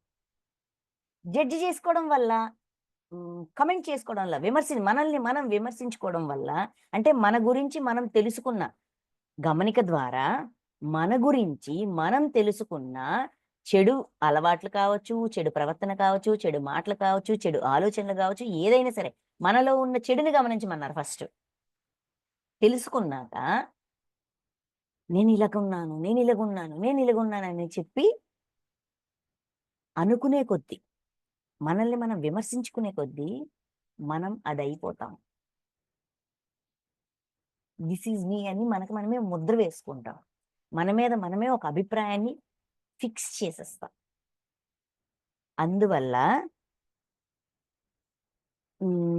మీకు మీతో మీరు మమేకం అయిపోతారు. ఇది మమేకం అవ్వడం అంటే. కానీ మిమ్మల్ని మీరు విమర్శించుకోకపోతే కనుక, మనల్ని మనం విమర్శించుకోకపోతే కనుక, మీకు గమనించే వాడికి మధ్య దూరాన్ని సృష్టిస్తారు. మీకు గమనించేవాడికి. అంటే ఇప్పుడు మన బిహేవియర్. ఇక్కడ మీకు అంటే మన మన ప్రవర్తనకి గమనిస్తుందెవరు? మనమే గదా! మన ప్రవర్తనకి, మనకి మధ్యన ఒక దూరాన్ని సృష్టిస్తాం. ఓకే. ఇలా బిహేవ్ చేస్తున్నానా? సరే. ఓకే. ఫైన్. ఫైన్. చూద్దాం. దీన్నేం జేయాలో చూద్దాం. First let me observe. First నన్ను నేను గమనిస్తాను. ముందు నన్ను నేను తెలుసుకుంటా. మంచి చెడు అన్నిటితో సహా ముందు తెలుసుకుంటా. తర్వాత ఏం చేయాలో అప్పుడు ఆలోచిస్తా. ప్రస్తుతానికి నో విమర్శ, no commenting, no judging, nothing. అవసరం లేదు. ఈ రూల్ ఖచ్చితంగా పాటించాలి. ఇక మీరు గమనించాల్సిన మొదటి విషయం మీ ప్రవర్తన. నేను ఇలా ఎందుకు ప్రవర్తిస్తున్నాను? నేను అలా ఎందుకు ప్రవర్తిస్తున్నాను? కేవలం దీన్ని పరిశీలించండి. కేవలం దాన్నే పరిశీలించండి. నేను చెడ్డవాడిని, లేదా మంచివాడిని, గొప్పవాడిని, లేదా హీనుడిని అని అనకండి. నేను ఇలా ఎందుకు ప్రవర్తిస్తున్నాను? అలా ఎందుకు ప్రవర్తిస్తున్నాను? దీని వెనక కారణం ఏంటి? అని ఆ ఆ టైప్ ఆఫ్ ధోరణిలో, ఆ యాంగిల్‌లో, ఆ కోణంలో గమనించండి. అంతేగాని నేను చెడ్డవాడిని అనే కోణంలో కాదు అని ఇది చూడండి. ఇక మీరు గమనించాల్సిన మొదటి విషయం మీ ప్రవర్తన. నేను ఇలా ఎందుకు ప్రవర్తిస్తున్నాను? నేను అలా ఎందుకు ప్రవర్తిస్తున్నాను? కేవలం దాన్ని పరిశీలించండి. నేను చెడ్డవాడిని, లేదా మంచివాడిని, గొప్పవాడిని, లేదా హీనుడిని అని అనకండి. మీరు ఏమిటి అనేది ముఖ్యం కాదు. ఎందుకంటే నిజంగానే మీరు గొప్పవారు. What are you? Who am I అనేది ఇంపార్టెంట్ కాదు. మీరు ఏమిటి అనేది ముఖ్యం కాదు. ఎందుకంటే నిజంగానే మీరు గొప్పవారు. కానీ మీ అలవాట్లు, అపోహలు, భ్రమలు, ద్వేషాలు, అసూయలు మొదలైన వాటితో మీరు మమేకమైపోయి ఉండడం వలన మీరు హీనంగా ఉన్నారు. ఒక ఆత్మ పదార్థంగా స్వచ్ఛంగానే ఉంటాం. అంటే ఇక్కడ స్వచ్ఛంగా ఉండడం అంటే ఏదో నేర్చుకోవాలనే తపనతోటి నన్ను నేను ఉద్ధరించుకోవాలి. నాలో అణువణువున దివ్యత్వాన్ని నింపుకోవాలి. నేను దైవంగా మారాలి. ఆ దైవం యొక్క ప్రతిరూపంగా మారాలి అనే ఉద్దేశంతో మనం వస్తాం. అంటే అప్పుడు మన ఉద్దేశం ఉన్నతంగానే ఉంది గదా! వచ్చేటప్పుడు. వచ్చాక వీటన్నిటి వల్ల ఏంటవి? అలవాట్లు, అపోహలు, భ్రమలు, ద్వేషాలు, అసూయలు ఇయన్నీ ఎక్కించుకున్నాం. లేయర్స్‌గా. ఒక్కొక్క లేయర్ ఎక్కించుకున్నాం. దానివల్ల హీనంగా ఉన్నాం. ఏ లేయర్స్ అయితే మన మీద మనం ఎక్కించుకున్నామో ఒకటి సింపుల్‌గా ట్రై చేసి ప్రయత్నపూర్వకంగా తీసేస్తే మన మెయిన్ గోల్ దివ్యత్వం. దైవంగా మారాలి. దివ్యత్వంతో నన్ను నేను అణువణువున నింపుకోవాలి. నన్ను నేను ఉద్ధరించుకోవాలి అనే గోల్‌కి రీచ్ అవుతాం. ఆ గోల్ ఎలాగా పూర్తి చేయొచ్చు? నేననుకున్న ఆ సంకల్పాన్ని నేనెలా నెరవేర్చొచ్చు అనేది నేను ఈజీగా థింక్ చేయగలుగుతాను గదా! నేను ఈజీగా ఆహ్, దానికి మార్గాన్ని కనిపెట్టుకుంటాను గదా! ఇవన్నీ తీస్తూ అంటే ఈ 2 ఇది తీసాక అది జరుగుతదంటే 2 సైమల్టేనియస్ జరుగుతది. సరికానిదేదో నేను తెలుసుకోగలిగితే సరేదాన్నే పట్టుకుంటాను. సరికాని దాన్ని పక్కన పెడతాను గదా! అవునా కాదా? ఇప్పుడు నేను బాధపడుతున్నాను. నాకు బాధొచ్చింది. వీడు బాధ పెట్టాడు, వాడు బాధ పెట్టాడు, వాడి వలన, వీడి వలన అనుకున్నంత కాలము లోపల అలజడి తీరలేదు. బాధకి శాశ్వత పరిష్కారము దొరకలేదు. ఎప్పుడు ఆ అలజడి ఉంటూనే ఉంది. ఎప్పుడైతే నా బాధకి నేనే కారణము, నా వాస్తవానికి నేనే సృష్టికర్తని అనే సత్యాన్ని తెలుసుకొని, దాన్ని గత జన్మ కర్మల్ని చూసుకుని, నాకు నేను ప్రూవ్ చేసుకున్నానో ఇదెప్పుడైతే వదిలిందో, ఏంటి వాడు కారణం కాదు నేనే కారణం అనేది ఎప్పుడైతే మారిందో, ఆటోమేటిక్‌గా ఈ అలజడి నుంచి బయటకొచ్చానా లేదా? ఈ ముసుగు తీస్తుంటే ఆటోమేటిక్‌గా దివ్యత్వం అలవాటవుతుంటది. అది చెప్తున్నారు. మీ అలవాట్లు, అపోహలు, భ్రమలు, ద్వేషాలు, అసూయలు మొదలైన వాటితో మీరు మమేకమైపోయి ఉండడం వలన మీరు హీనంగా ఉన్నారు. వాటిలో కలిసిపోయి మిమ్మల్ని మీరు కోల్పోయారు. వాటిలో కలిసిపోయి మనల్ని మనం కోల్పోయాము. మీరు ఆ గుర్తింపు నుంచి విడివడి గుర్తింపు నేనిది, నేనది, నేను అట్టాంటోడిని, నేను ఇట్టాంటోడిని, లేదా నేను గొప్పవాడిని, నేను రాజుని, నేను మంత్రిని. ఈ గుర్తింపులు మనకి మనం ఏర్పరచుకునే గుర్తింపులు, టైటిల్స్. మీరు ఆ గుర్తింపు నుంచి విడివడి మీరు ఎలా ప్రవర్తిస్తున్నారు, ఎలా వ్యవహరిస్తున్నారు అనే దానికి మీకు మధ్య దూరాన్ని సృష్టిస్తే కనుక మీరు నెమ్మది నెమ్మదిగా ఆ దూరాన్ని పెంచి మిమ్మల్ని మీరు పరిశీలించుకోగలుగుతారు. ఎప్పుడైతే ఈ 2 రియాలిటీస్‌ని మనం అర్థం చేసుకుంటామో, ఇది నేను బిహేవ్ చేస్తుంది. బట్ నాకు ఇలా ఉండాలనుంది. నాకే తెలియకుండా నేను ఇలాగైపోయానా? ఓకే. ఓకే. ఓకే. ఓకే. సరే. సరే. సరే. ఇలాగా ఈ డిస్టెన్స్ అనేది మనం పెంచుతాం. ఈ పెంచడం వల్ల అంటే గమనించేవాడికి, ఆ వస్తువుకి, లేదంటే ఆ ప్రవర్తనకి, లేదంటే వాటికి మధ్యన ఈ దూరాన్ని ఎప్పుడైతే సృష్టిస్తే, మీరు నెమ్మది నెమ్మదిగా ఆ దూరాన్ని పెంచి, మిమ్మల్ని మీరు పరిశీలించుకోగలుగుతారు. మనల్ని మనం చెక్ చేసుకోగలుగుతాం. సెల్ఫ్ చెకింగ్ సార్ ఇప్పుడు అంటారు చూడండి. ఒక డ్రీమ్ వచ్చింది. ఆ డ్రీమ్‌లోన మనల్ని గుడ్ బాయ్స్‌గా, గుడ్ గర్ల్స్‌గా పెడతారు కొన్నిసార్లు. ఎవడో ఏదో చేశాడు నేను బలైపోయాననే కోణంలో పెడతారు. ఎవడో ఏదో చేస్తే అప్పుడు మనమే బాధపడి, ఇప్పుడు మనమే బాధపడతామా? మిమ్మల్ని మీరు వెనకేసుకురాకండి. ఎప్పుడైనా మీ వాస్తవానికి మీరే సృష్టికర్త. ఈ విషయం గుర్తుపెట్టుకోండని మరీ మరీ చెప్తారు. ఒక డ్రీమ్‌ని విశ్లేషించేటప్పుడు మనల్ని మనం వెనకేసుకురాకూడదు. ఎందుకంటే ఈ బాధకి కారణమేంటి మాస్టర్స్? నాకు చూపించండని మనం అడుగుతున్నాం. అక్కడ పాత్రల్ని పట్టుకుంటాం. కానీ, ఆ పాత్ర వెనకున్న ఉద్దేశమో, ఆ ఎమోషనో అది పట్టుకుంటే మనల్ని మనం వెనకేసుకురాం. బాధపడేవాడి పాత్రలో మనల్ని పెట్టుండొచ్చు. కానీ బాధ పెట్టేవాడి ఉద్దేశం మనకర్థమవుతుంది కదా! ఇవే సూక్ష్మాలనమాట. ఈ సూక్ష్మాలను ఎప్పుడైతే మనం గమనిస్తామో, అబ్జర్వ్ చేస్తామో నేనిలాంటి దాన్ని కాను. నేనలాంటి వాడిని కాను. అనే టైటిల్స్ మనకు మనం పెట్టుకున్న గుర్తింపుల్ని అలాగ వదిలి, ఏమో చేసుండొచ్చు. నాకేం తెలుసు? ఆ జన్మలో నేనేం జేశాను? ఇప్పుడు చూసాను గదా! సరే అబ్బా! మారుస్తా. ఈ టైప్ ఆఫ్ మైండ్ సెట్ ఉంటే, ఫస్ట్ మన గతాన్ని మనం అంగీకరిస్తాం. గతాన్ని అంగీకరించనంత వరకు మనం మార్చలేం. గతంలో నాకిటువంటి క్యారెక్టర్ ఉంది. లేదంటే దుర్గుణం ఉంది. ఈ దుర్గుణాన్ని మార్చాలంటే అవునబ్బా! చేశాను. Very good. దాని యొక్క ప్రభావం ఇప్పుడు నేను ఫేస్ చేస్తున్నాను గదా! ఆ దుష్కర్మ యొక్క ప్రభావాన్ని నేనిప్పుడు ఫేస్ చేస్తున్నాను. అంటే రిజల్ట్ ఎప్పుడు పెయిన్ ఇస్తే పెయినే వస్తది. హ్యాపీనెస్ రాదు. సో, నాకు హ్యాపీనెస్ కావాలి. నాకు ప్రశాంతత కావాలి కాబట్టి నేను పెయిన్ ఇవ్వకూడదు. అంటే ఆ దుర్గుణాన్ని నేను మార్చేయాల. సింపుల్. మార్చాలంటే ఒప్పుకోవాలి గదా! అంగీకరించాలి గదా! అందుకని ముద్రలు వేసుకోవద్దు. గుర్తింపులకి, ప్రవర్తనకి మధ్యలో డిస్టెన్స్ క్రియేట్ చేయండి. ఈ డిస్టెన్స్ పెరిగే కొద్దీ మనల్ని మనం మార్చుకోవడం అనేది ఈజీ అవుతుంది. అది చెప్తున్నారు. కొంతమంది వాళ్ళతో వాళ్ళు విడదీయలేనంత బలంగా అతుక్కుపోయి ఉంటారు. వాళ్ళ అలవాట్లు, మూర్ఖత్వాలు నుంచి విడిగా ఉండి, నిన్ను నువ్వు చూసుకో అని చెప్పడం చాలా కష్టం. ఇది నువ్వు కాదు. ఇది నీ అలవాటు. నువ్వు వేరు, నీ అలవాటు వేరు అనే విషయం బాగా మమేకమైపోయిన వాడికి ఎక్స్‌ప్లెయిన్ చేయడం చాలా కష్టం.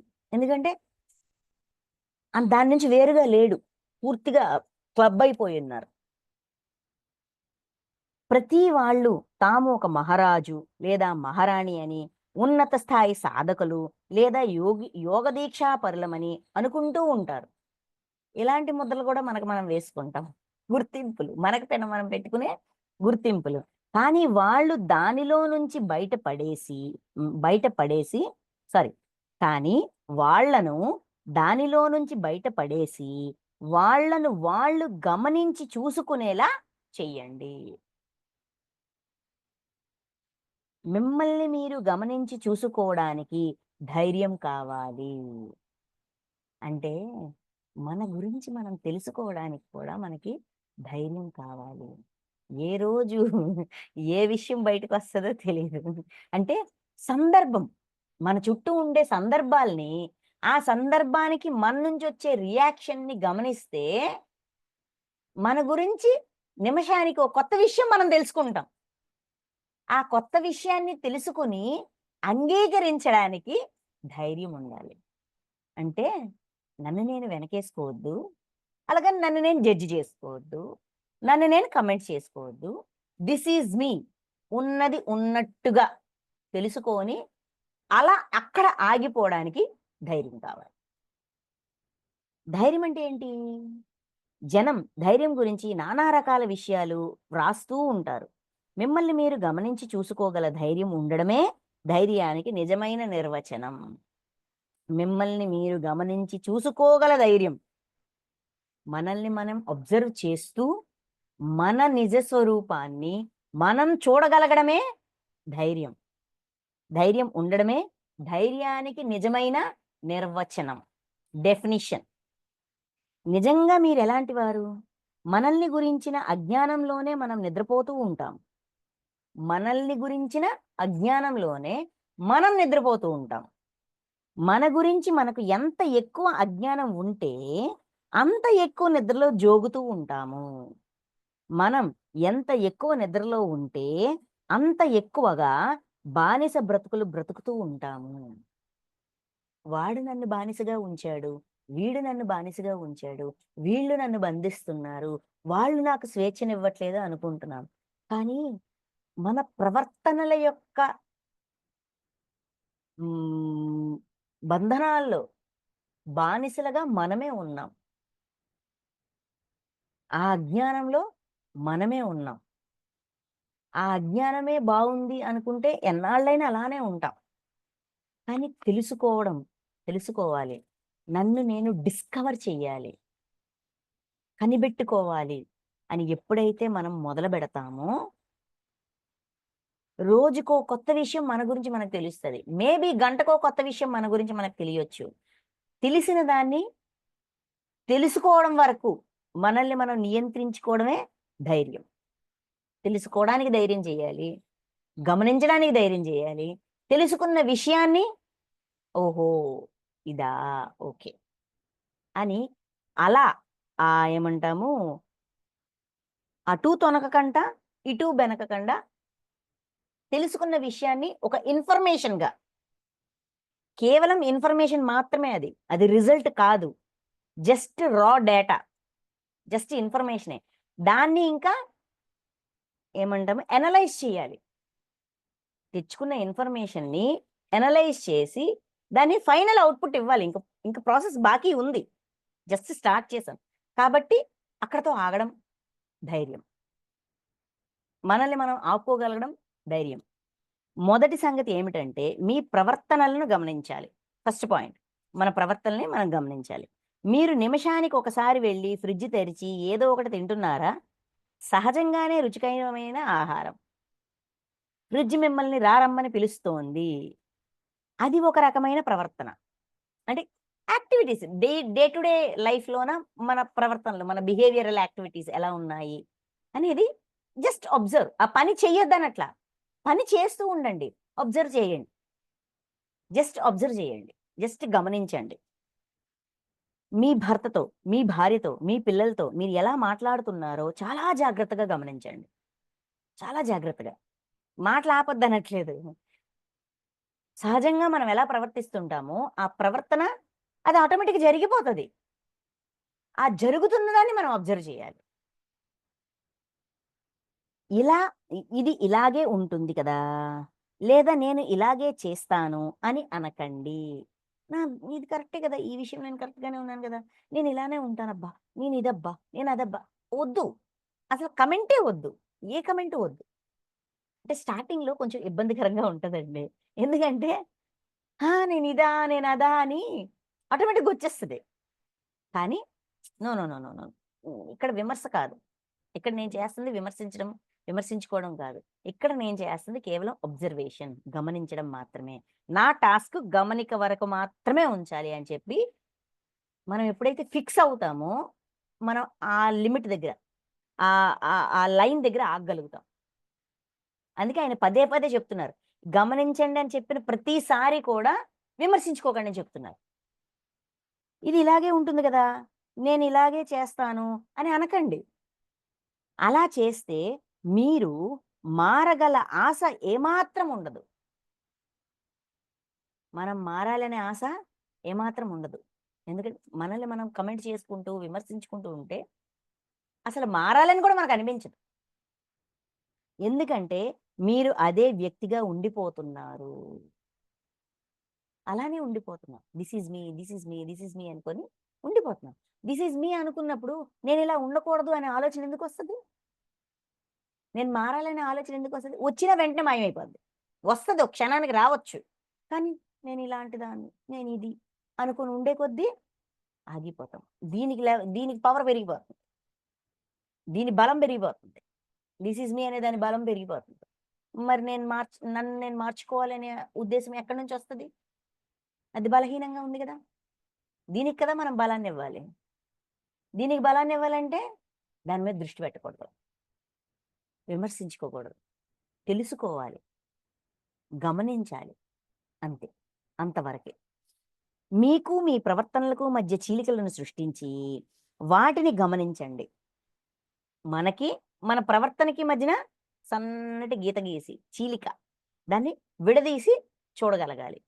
మీ ప్రవర్తనను విమర్శించి ఇది చెడు ప్రవర్తన లేదా మంచి ప్రవర్తన అనకండి.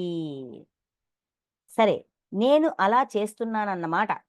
నా భర్త ఇంటికి వస్తే నేను ముసుగు తన్ని పడుకుని అనారోగ్యంగా ఉన్నట్లు నటిస్తున్నాను అని అనుకోండి. ఓకే. ఆహా! నేనిలాగున్నానా? ఓకే. ఓకే. ఇలా వస్తే నేనిలా చేస్తున్నానా? ఓకే. ఓకే. అలా అనుకోండి. కొంతమంది అలా చేస్తారు. మీ లోపల ప్రవర్తన ఎలా ఉంది? మీ భాగస్వాములతో, మీ గురువులతో, మీ స్నేహితులతో మీ ప్రవర్తన ఎలా ఉంది అనేది మీరు నిజంగా గమనించి చూడాలి. నిజంగా గమనించి చూడాలి. నేను ఎలా ప్రవర్తిస్తున్నాను? దాన్ని పరిశీలించడం చాలా ముఖ్యం. నేనెలా ప్రవర్తిస్తున్నాననే దాన్ని పరిశీలించడం చాలా ముఖ్యం. ఎందుకు? ఎందుకంటే ప్రతి మనిషిలోనూ ఉన్నత ప్రమాణం ఉంటుంది. ఎందుకు గమనించాలి? ప్రతి మనిషిలోనూ ఉన్నత ప్రమాణం ఉంటుంది. దివ్యత్వంతో ఉండాలి. ఇలాగా ఉన్నతమైన టార్గెట్స్ ఉంటాయి. వాడి గోల్ అదే. అందులో డౌట్ లేదు. ఆ ఉన్నత ప్రమాణం మీలో ఉంది. మిమ్మల్ని మీ నుంచి దాచి ఉంచుతున్న అంశాల నుంచి నెమ్మదిగా విడివడి మీ జీవితం ఆ ప్రమాణానికి దగ్గరగా ఉండేలా చేసుకోవడం కోసమే మీరు గమనించే ప్రక్రియలో ఉండాలి. ఆ ఉన్నత ప్రమాణానికి నేను రీచ్ అవ్వాలి అంటే నేను వేసుకున్న ఈ ముసుగులు, అంటే నా అలవాట్లు, నా ప్రవర్తనలు ఎక్సెట్రా ఎక్సెట్రా వీరన్నిటి వెనకున్న ఈ సరికాని అన్నీ కూడా అన్నిటికీ నేను దూరం అవుతూ ఉంటే దానికి దగ్గరవుతూ ఉంటాను. అందుకు గమనించాలి. అందుకు కమెంట్ చేసుకోకూడదు. అందుకు విమర్శించకూడదు. గమనించాలి. అట్ ద సేమ్ టైమ్ విమర్శించకూడదు. ఓకే. మీ ముసుగుని మీరు తొలగించడం మొదలుబెట్టినప్పుడు మీరు 2 రకాల భావోద్వేగాలకు లోనవుతారు. ఎప్పుడైతే ముసుగుల్ని తొలగించాలి, తెలుసుకోవాలి అనే ఈ ప్రాసెస్ అనేది స్టార్ట్ చేస్తామో 2 రకాల ఎమోషన్స్‌కి గురవుతాం మనం. భావోద్వేగాలకి లోనవుతారు. ఒకటి భయాన్ని కలిగిస్తుంది. మనకు భయమేస్తది. మీ ముఖాన్ని, మీ ముఖం కాని దాన్ని, మీ అసలు ముఖం కాని దాన్ని గమనించి చూడాలంటే మీకు భయం వేస్తుంది. మనం మన ఫేస్. ఆహ్, మనది కాని స్వరూపం. మన రూపం మనది కాని స్వరూపం. ఈ స్వరూపం నేనా? నా క్యారెక్టర్ ఇదా? ఇదినా నా లక్షణం? లేదంటే ఇదా నా ప్రవర్తన? అనేదాన్ని అంగీకరించడానికి. ఇయన్నీ కూడా లోపల భయాన్ని క్రియేట్ చేస్తాయి. ఎందుకంటే అది చాలా వరకు మీరు ఇంతకాలంగా నిర్మించుకుంటున్న, మీపై మీరు కప్పుకుంటున్న ముసుగు. ఇంతకాలంగా మనం కప్పుకున్న ముసుగది. మనకే తెలియకుండా. ఇది నేను గాదు. నేనిది కాదు. నేను ఒప్పుకోను. ఇలాగ ముసుగులు వేసుకున్నాం గదా! ఆ ముసుగుని తీసి సత్యాన్ని చూడడానికి భయమేస్తది. ఇక రెండోది. సెకండ్ భావోద్వేగం ఏంటి? ఫస్ట్ భయమొస్తది. సెకండ్‌దేంటి? ఇక రెండోదేమిటంటే, ప్రస్తుతం మిమ్మల్ని మీరు తెలుసుకునే మార్గంలో ఉన్నారని ఎంతో ఆనందం కలుగుతుంది. పోన్లే అబ్బా! కనీసం ఇప్పటికైనా తెలుసుకున్నాను. ఇన్నాళ్ళుగా తెలియలేదు. ఇప్పటికైనా తెలుసుకున్నాను చాలు. తెలుసుకున్నాం గదా! మార్చుకుంటాను. తెలుసుకోకపోతే మార్చుకోలేను. రహస్యాన్ని కనిపెట్టేంత వరకు చాలా జంజాటముంటది. చాలా శ్రముంటది. ఒకసారి రహస్యం తెలిసిందా, దాన్ని డీల్ జేయడం ఈజీ. అందుకు ఆనందం వస్తది.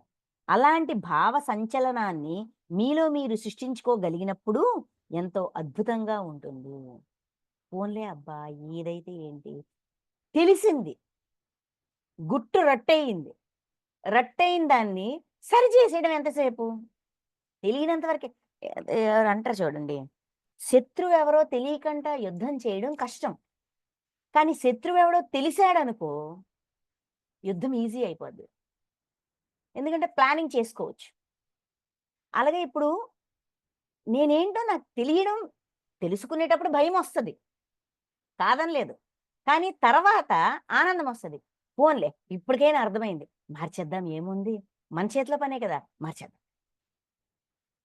అందుకు ఆనందమొస్తది. ఇప్పుడు నా గురించి నేను ఎంతో ఆసక్తికరమైనది ఏదో తెలుసుకునే ప్రక్రియలో ఉన్నాను. ఇది అలవాటయ్యే కొద్దీ ఇప్పుడు నా గురించి ఇంకో కొత్త విషయం తెలుస్తది. కొత్త విషయం తెలుస్తది. అది మంచా చెడా అనేది నాకు సంబంధం లేదు. ఇంకో విషయం తెలుస్తది. ఇంకో విషయం తెలుసుకోబోతున్నాను. ఇంకో విషయం తెలుసుకోబోతున్నాను. తెలుసుకొని దాన్ని మార్చబోతున్నాను. Okay. Okay. Very good. Very good. థ్రిల్లొస్తదా లేదా? అని అకస్మాత్తుగా మీకు అనిపిస్తది.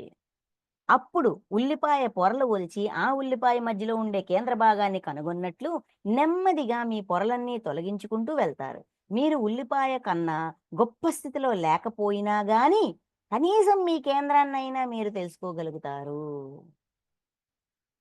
కృష్ణుడు అంటారు గదా! స్వధర్మంలోనే ఉండు. పరధర్మం ఎంత గొప్పదైనా కూడా అది భయానకమైనది అంటారు గదా! ఇప్పుడు ఉల్లిపాయ కేంద్రానికి ఒక్కొక్క పొర తీస్తే కేంద్రానికి వెళ్తాం. అది గొప్పది కావచ్చు, గొప్పది కాకపోవచ్చు. ఏదైనా సరే ఇది నా కేంద్రం. దిస్ ఈజ్ మీ అనే సత్యం తెలుస్తది. లక్షలాది మంది మూర్ఖులు హాయిగా తీరి కూర్చొని, మనం ఎంతో అందంగా, ఉన్నతంగా ఉన్నాం అనుకుంటూ, ఆ మూర్ఖత్వంలోనే సంతోషంగా జీవితాలు గడిపేస్తూ ఉంటారు. అంటే అద్భుతంగా ఉన్నాను. నేనన్నీ చేసేసాను. అన్నీ మార్చేస్తాను. నేను ఇలా ఉన్నాను. అలా ఈ ముసుగులు దాన్ని ఆయన మూర్ఖత్వాన్ని పక్కన పడేశారు. మూర్ఖత్వంతో మూర్ఖత్వం చెప్పేశారు అంతే ఇంకా. సంతోషంగా జీవితాలు గడిపేస్తూ ఉంటారు. ఆ ఇమేజ్‌ను, ఆ భ్రమను బద్దలగొట్టేయాలి. గుర్తింపులను వదిలేయండి అనంటారు. మనకి మనం, మన మీద మనం వేసుకున్న గుర్తింపుల్ని, ఆ ఇమేజ్‌ను, ఆ భ్రమను, అది ఇమేజ్ మాత్రమే. అది సత్యం కాదు. సో, అది భ్రమ. బద్దలగొట్టేయాలి. మీతోనూ, ఇతరులతోనూ మీరెలా ప్రవర్తిస్తున్నారు, ఏం జేస్తున్నారనేది మీరు స్పష్టంగా చూడడం మొదలుబెట్టగలిగేలా మీరు మార్గాన్ని కనుక్కోవాలి. మీతోనూ, ఇతరులతోనూ మీరెలా ప్రవర్తిస్తున్నారు, ఏం చేస్తున్నారు అనేది మీరు స్పష్టంగా చూడడం మొదలుబెట్టగలిగేలా మనం మన మన బిహేవియర్‌ని మనం క్లియర్‌గా చూడగలగాలి. అన్‌బయాస్డ్‌గా, అన్‌జడ్జ్‌మెంటల్‌గా విమర్శించుకోకుండా చూడగలగాలి. మీ మార్గాన్ని కనుక్కోవాలి. ఇదే మొదటి గమనింపు. ఇది ఫస్ట్ స్టెప్. గమనింపులో ఫస్ట్ స్టెప్. మీరు నడిచే తీరు కూడా ముఖ్యమే. మీరు అలా ఎందుకు నడుస్తున్నారు? ఉదాహరణకు మీరు శిక్షణా తరగతికి వస్తున్నప్పుడు, మీరు విరాళాలు సేకరించే పాతలో రూ. 50 వేసే బదులు రూ. 1000 ఎందుకు వేయడం లేదు? మిమ్మల్ని మీరు గమనించుకోండి. సహజంగానే మీరు రూ. 10,000 విరాళంగా ఇస్తే ఎంతో బావుంటుంది. మిమ్మల్ని మీరు గమనించుకోండి. మీరు అలా ఎందుకు చేస్తున్నారు? మీరు నెమ్మదిగా వాస్తవంలోకి వచ్చి, మీలో నిజంగా ఎలాంటి ప్రమాణాలు ఉన్నాయో తెలుసుకోగలిగేలా మీ ప్రవర్తనను, వేరే వాళ్ళ ప్రవర్తనలను పరిశీలించడం ఎంతో ఆసక్తికరంగా ఉంటుంది. అంటే ఇప్పుడు డొనేషన్ బాక్సులుంటాయి. అంటే ఎగ్జాంపుల్ ఇస్తున్నారాయన. డొనేషన్ బాక్స్ ఉంటది. డొనేషన్ బాక్స్ దగ్గరికెళ్ళినప్పుడు మన పర్స్‌లోన రూ. 500 నోట్ ఉండొచ్చు, రూ. 200 నోట్ ఉండొచ్చు, రూ. 100 నోట్ ఉండొచ్చు, రూ. 50 నోట్ ఉండొచ్చు, రూ. 20 నోట్ ఉండొచ్చు. ఏ నోట్ ఉందని కాదు. నేను ఏ నోట్ తీసి వేస్తున్నాను. నేను ఇది గూడా వేయొచ్చు కదా! అదెందుకు వేశాను? వేసేసాం. అక్కడ యాక్షన్ అనేది జరిగిపోయింది. ఆ యాక్షన్ వెనక రీజన్ ఎందుకిలా చేశాననేది నేను గమనించుకోవాలి. అబ్జర్వ్ చేయగలగాలి. అప్పుడు నా చేత వెనక నా ఉద్దేశం నా పరిగణలో ఉంటది. ఓకే. చేత వెనక ఉద్దేశం నా పరిగణలో ఉన్నప్పుడు ఎప్పుడైనా సరే, ఏ పరిస్థితిలోనైనా సరే, నేను ఏది ఎదుర్కొంటున్నా సరే, నా దగ్గర రీజన్ ఉంటది. నేను ఇలా ఎందుకు బిహేవ్ చేశానో నాకు తెలిస్తే సరిపోతది. నేను ఎవరికీ ఎక్స్‌ప్లెయిన్ చేసుకోక్కర్లా. బట్ కనీసం నాకైనా తెలియాలి గదా! అందుకు నేను గమనించాలి. ఓకే. ఇంకా రెండవ సంగతి ఏమిటంటే, మీ మాటలను గమనించుకోవాలి. ఫస్ట్ చేతల్ని నడవడిక అన్నారు గదా! నడిచే తీరు అంటే బిహేవియర్. తర్వాత చేతలు రియాక్షన్స్. ఏమిటంటే మీ మాటలను గమనించాలి. సెకండ్ పాయింట్ మాట. మాట తీరు. ఎలా మాట్లాడుతున్నాం? ఏ సిట్యుయేషన్‌లో ఎలా మాట్లాడుతున్నాం? మీరు ఎలా మాట్లాడుతున్నారు? ఎప్పుడు మాట్లాడుతున్నారు? మీరు ఏ సమయంలో ఎలా మాట్లాడుతున్నారు? ఏ బాంధవ్యంలో ఎలా మాట్లాడుతున్నారనేది గమనించుకోండి. మీకు ఏది అనిపిస్తే అది మాట్లాడేస్తూ ఉంటారు. ఏ సంబంధాలతో, ఏ పర్సన్స్‌తో, ఏ పరిస్థితిలో ఎలా మాట్లాడుతున్నారో గమనించండి. ఫస్ట్ మన ప్రవర్తనని గమనించాలి. తర్వాత మన మాటని మనం గమనించాలి. మీరు మాట్లాడే మాటలు, మీరు ప్రవర్తించే విధానాలు చాలా వరకు ఇతరుల నుంచి దిగుమతి చేసుకున్నవే. ఈ బిహేవియర్స్ గాని, ఈ ప్రవర్తనలు గాని, ఈ మాటలు గాని ఎక్కడి నుంచో తెచ్చుకున్నవే. ఎవరెవరి దగ్గర నుంచో తెచ్చుకున్నవే. చాలా వరకు. ఇవన్నీ దిగుమతి అయినవే. ఇవన్నీ ఇంపోర్ట్ అయినవే. మనం ఇంపోర్ట్ చేసుకున్నవే. మీరు ఆ విషయం తెలుసుకుంటారు. అప్పుడు మనకు ఆ విషయం అర్థమవుద్ది. ఎప్పుడైతే మనం గమనిస్తామో అప్పుడు మనకు అర్థమవుతది. ఇది చాలా ముఖ్యం. అందుకే తెలుసుకోవాలి అంటున్నాను. నిజంగా మీ స్వభావంలో లేని మీరు ఇతరుల నుంచి దిగుమతి చేసుకున్న విషయాలేంటి? నా స్వభావమేంటి? నేను పక్కవాడి నుంచి తెచ్చుకున్నదేంటి? ఈ 2 నాకు తెలియాల. ఒక్క నిమిషం మాస్టర్స్.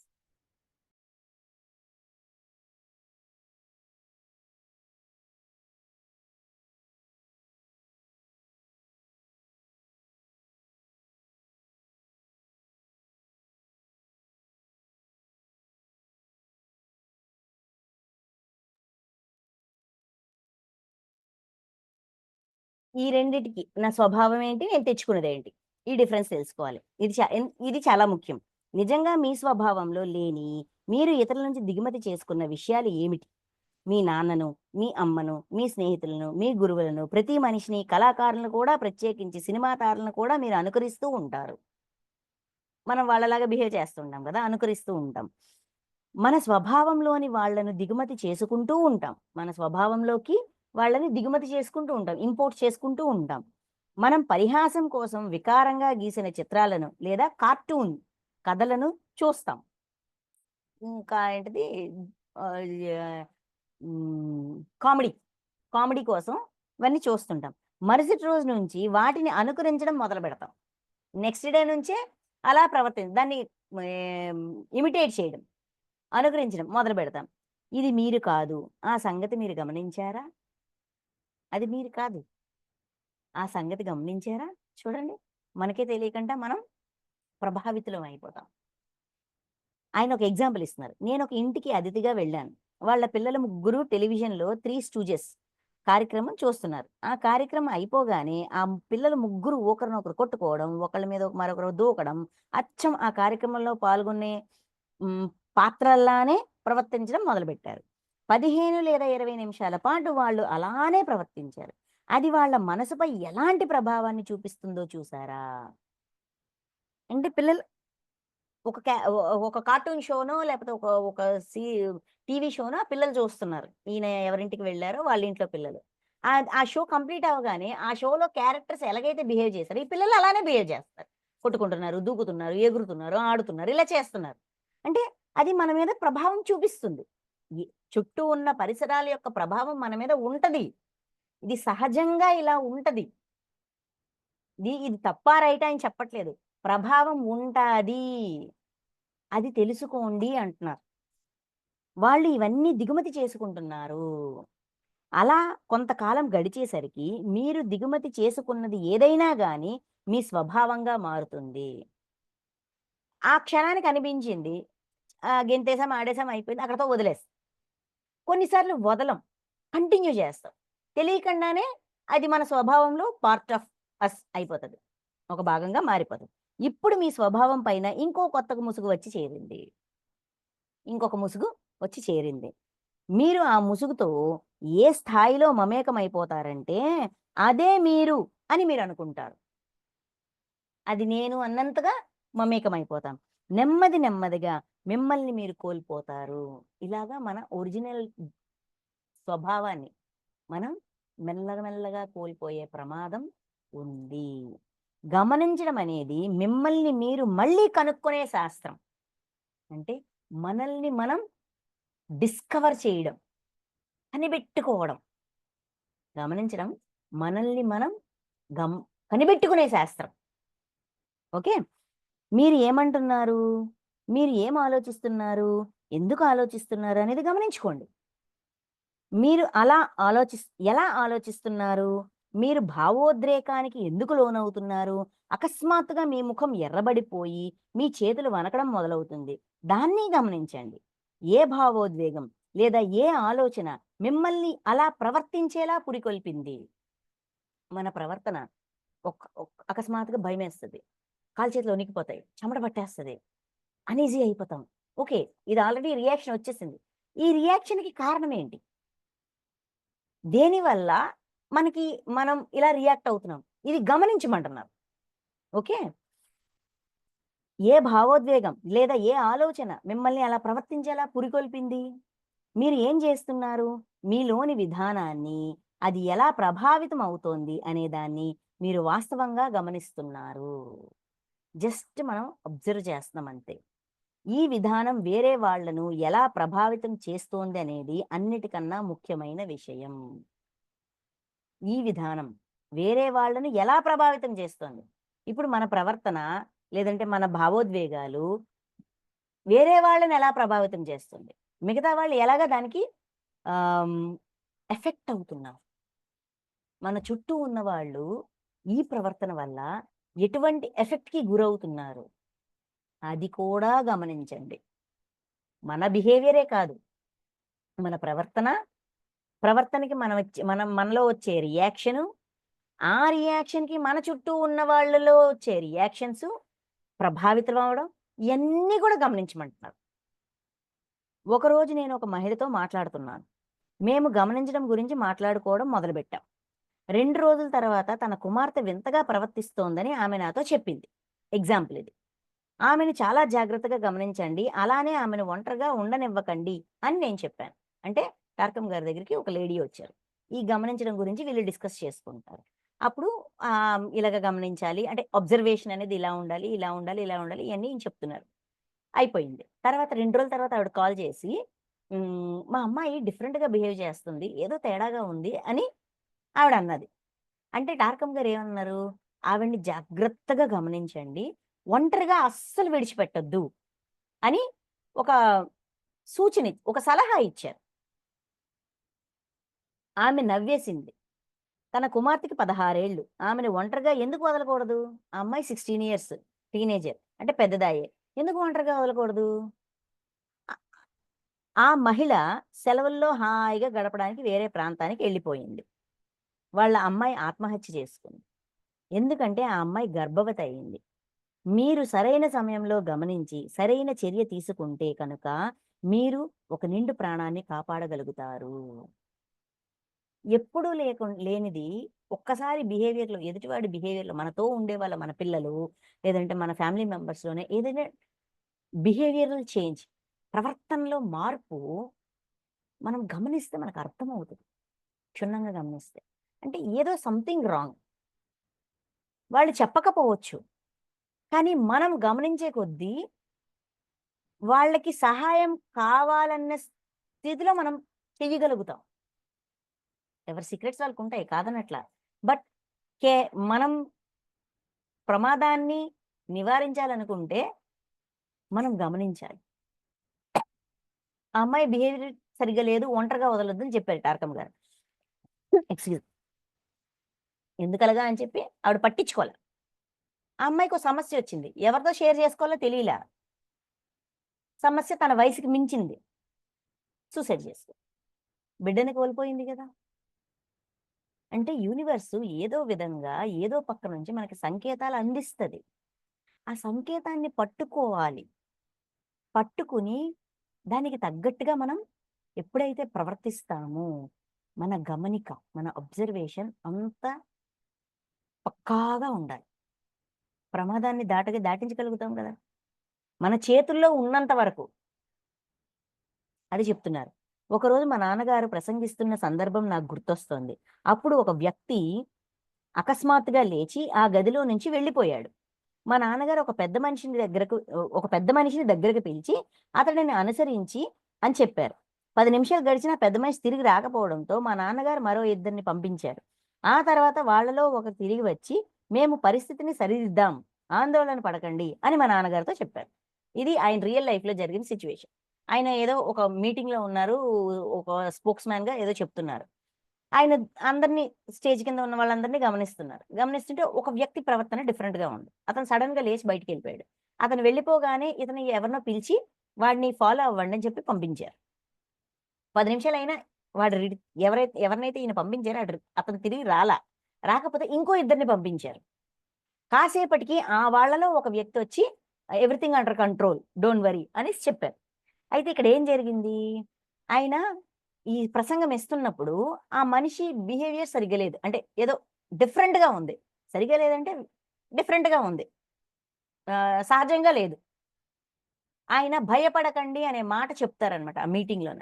ఆ మాట అన్నప్పుడు ఆయన ఇంకొంచెం వింతగా ప్రవర్తించి అక్కడి నుంచి లేచి ఎళ్ళిపోతాడు. ఆ మీటింగ్‌లో ఉన్న వ్యక్తి ఫస్ట్ పర్సన్. ఈయనకి డౌటొచ్చి ఏదో జరుగుతోందక్కడ వెళ్లి గమనించండి. వెళ్లి చూడండి. అతన్ని ఫాలో అవ్వండి అని జెప్పారు. అసలు ఆ మనిషి ఏం జేసాడు? బాంబులు బెట్టుకొనొచ్చాడు. మీటింగ్‌లో బాంబులు పేల్చడానికి బాంబులు పెట్టుకొనొచ్చాడు. అలజడితో ఉన్నాడు. ఈ అబ్జర్వేషన్ వల్ల ఈ ఇంకో ఇద్దరెళ్లారు గదా! ఆయన్ని పట్టుకొని ఆ బాంబులయ్యి తీయడం ఇయన్నీ జరిగాయన్నమాట. సో, గమనిక ఎలాంటి ప్రమాదాన్నైనా దాటడానికి హెల్ప్ అవుతాది. అని ఎగ్జాంపుల్ చెప్తున్నా చూడండి. అక్కడ జరిగిన కథ ఏమిటంటే, సమావేశంలో పాల్గొన్న ఆ మనిషిని అతను చాలా అస్థిమితంగా ఉన్నాడని మా నాన్నగారు గమనించారు. ప్రసంగంలో భాగంగా భయపడకండి అని తాను చెప్పిన మరుక్షణమే అతను బయటికి వెళ్ళిపోవడం కూడా ఆయన గమనించారు. అందుకే అతన్ని వెంబడించమని వాళ్ళకి చెప్పారు. అతని దగ్గర చాలా బాంబులున్నాయి. అతను వాటిని లోపలికి తీసుకువచ్చి సమస్తాన్ని పేల్చేసే ప్రయత్నంలో ఉన్నాడు.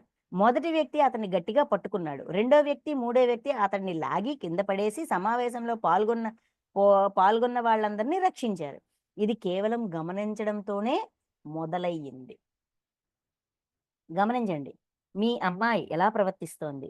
ఎలా ఆలోచిస్తోంది? ఈ మనిషి ఎలా ప్రవర్తిస్తున్నాడు? ఎలా ఆలోచిస్తున్నాడు? కానీ వేరే వాళ్ళ వింత పోకడలను లేదా వాళ్ళ ఆలోచించే, ప్రవర్తించే, అనుభూతి చెందే విధానాలను గమనించే ముందు వేరే వాళ్ళది గమనించే ముందు, వాళ్ళ ప్రవర్తన కావచ్చు, అనుభూతి కావచ్చు, ఆలోచనలు కావచ్చు, గమనించే ముందు, మీలో ఉన్న వాటిని మీరు గమనించే ప్రయత్నం చెయ్యాలి. పక్కవాడిని గమనించే ముందు మనల్ని మనం గమనించుకోవాలి. ముందుగా మిమ్మల్ని మీరు గమనించుకోవడంతో, ఈ అభ్యాసాన్ని మొదలుపెట్టకపోతే కనుక, వేరే వాళ్ళను మీరు గమనించలేరు. ఈ ప్రాక్టీస్ అనేది మనతోనే స్టార్ట్ చేయాలి. పక్కవాడి మీద కాదు. ఎందుకంటే ఇ ఇ ఇది ఫుల్ ఫ్లెడ్జ్డ్‌గా మనం చేయలేం. ఇది ఎంతో సామాన్యమైన విషయం. తాము ఎన్నో విషయాలు దాచగలుగుతున్నామని జనం అనుకుంటూ ఉంటారు.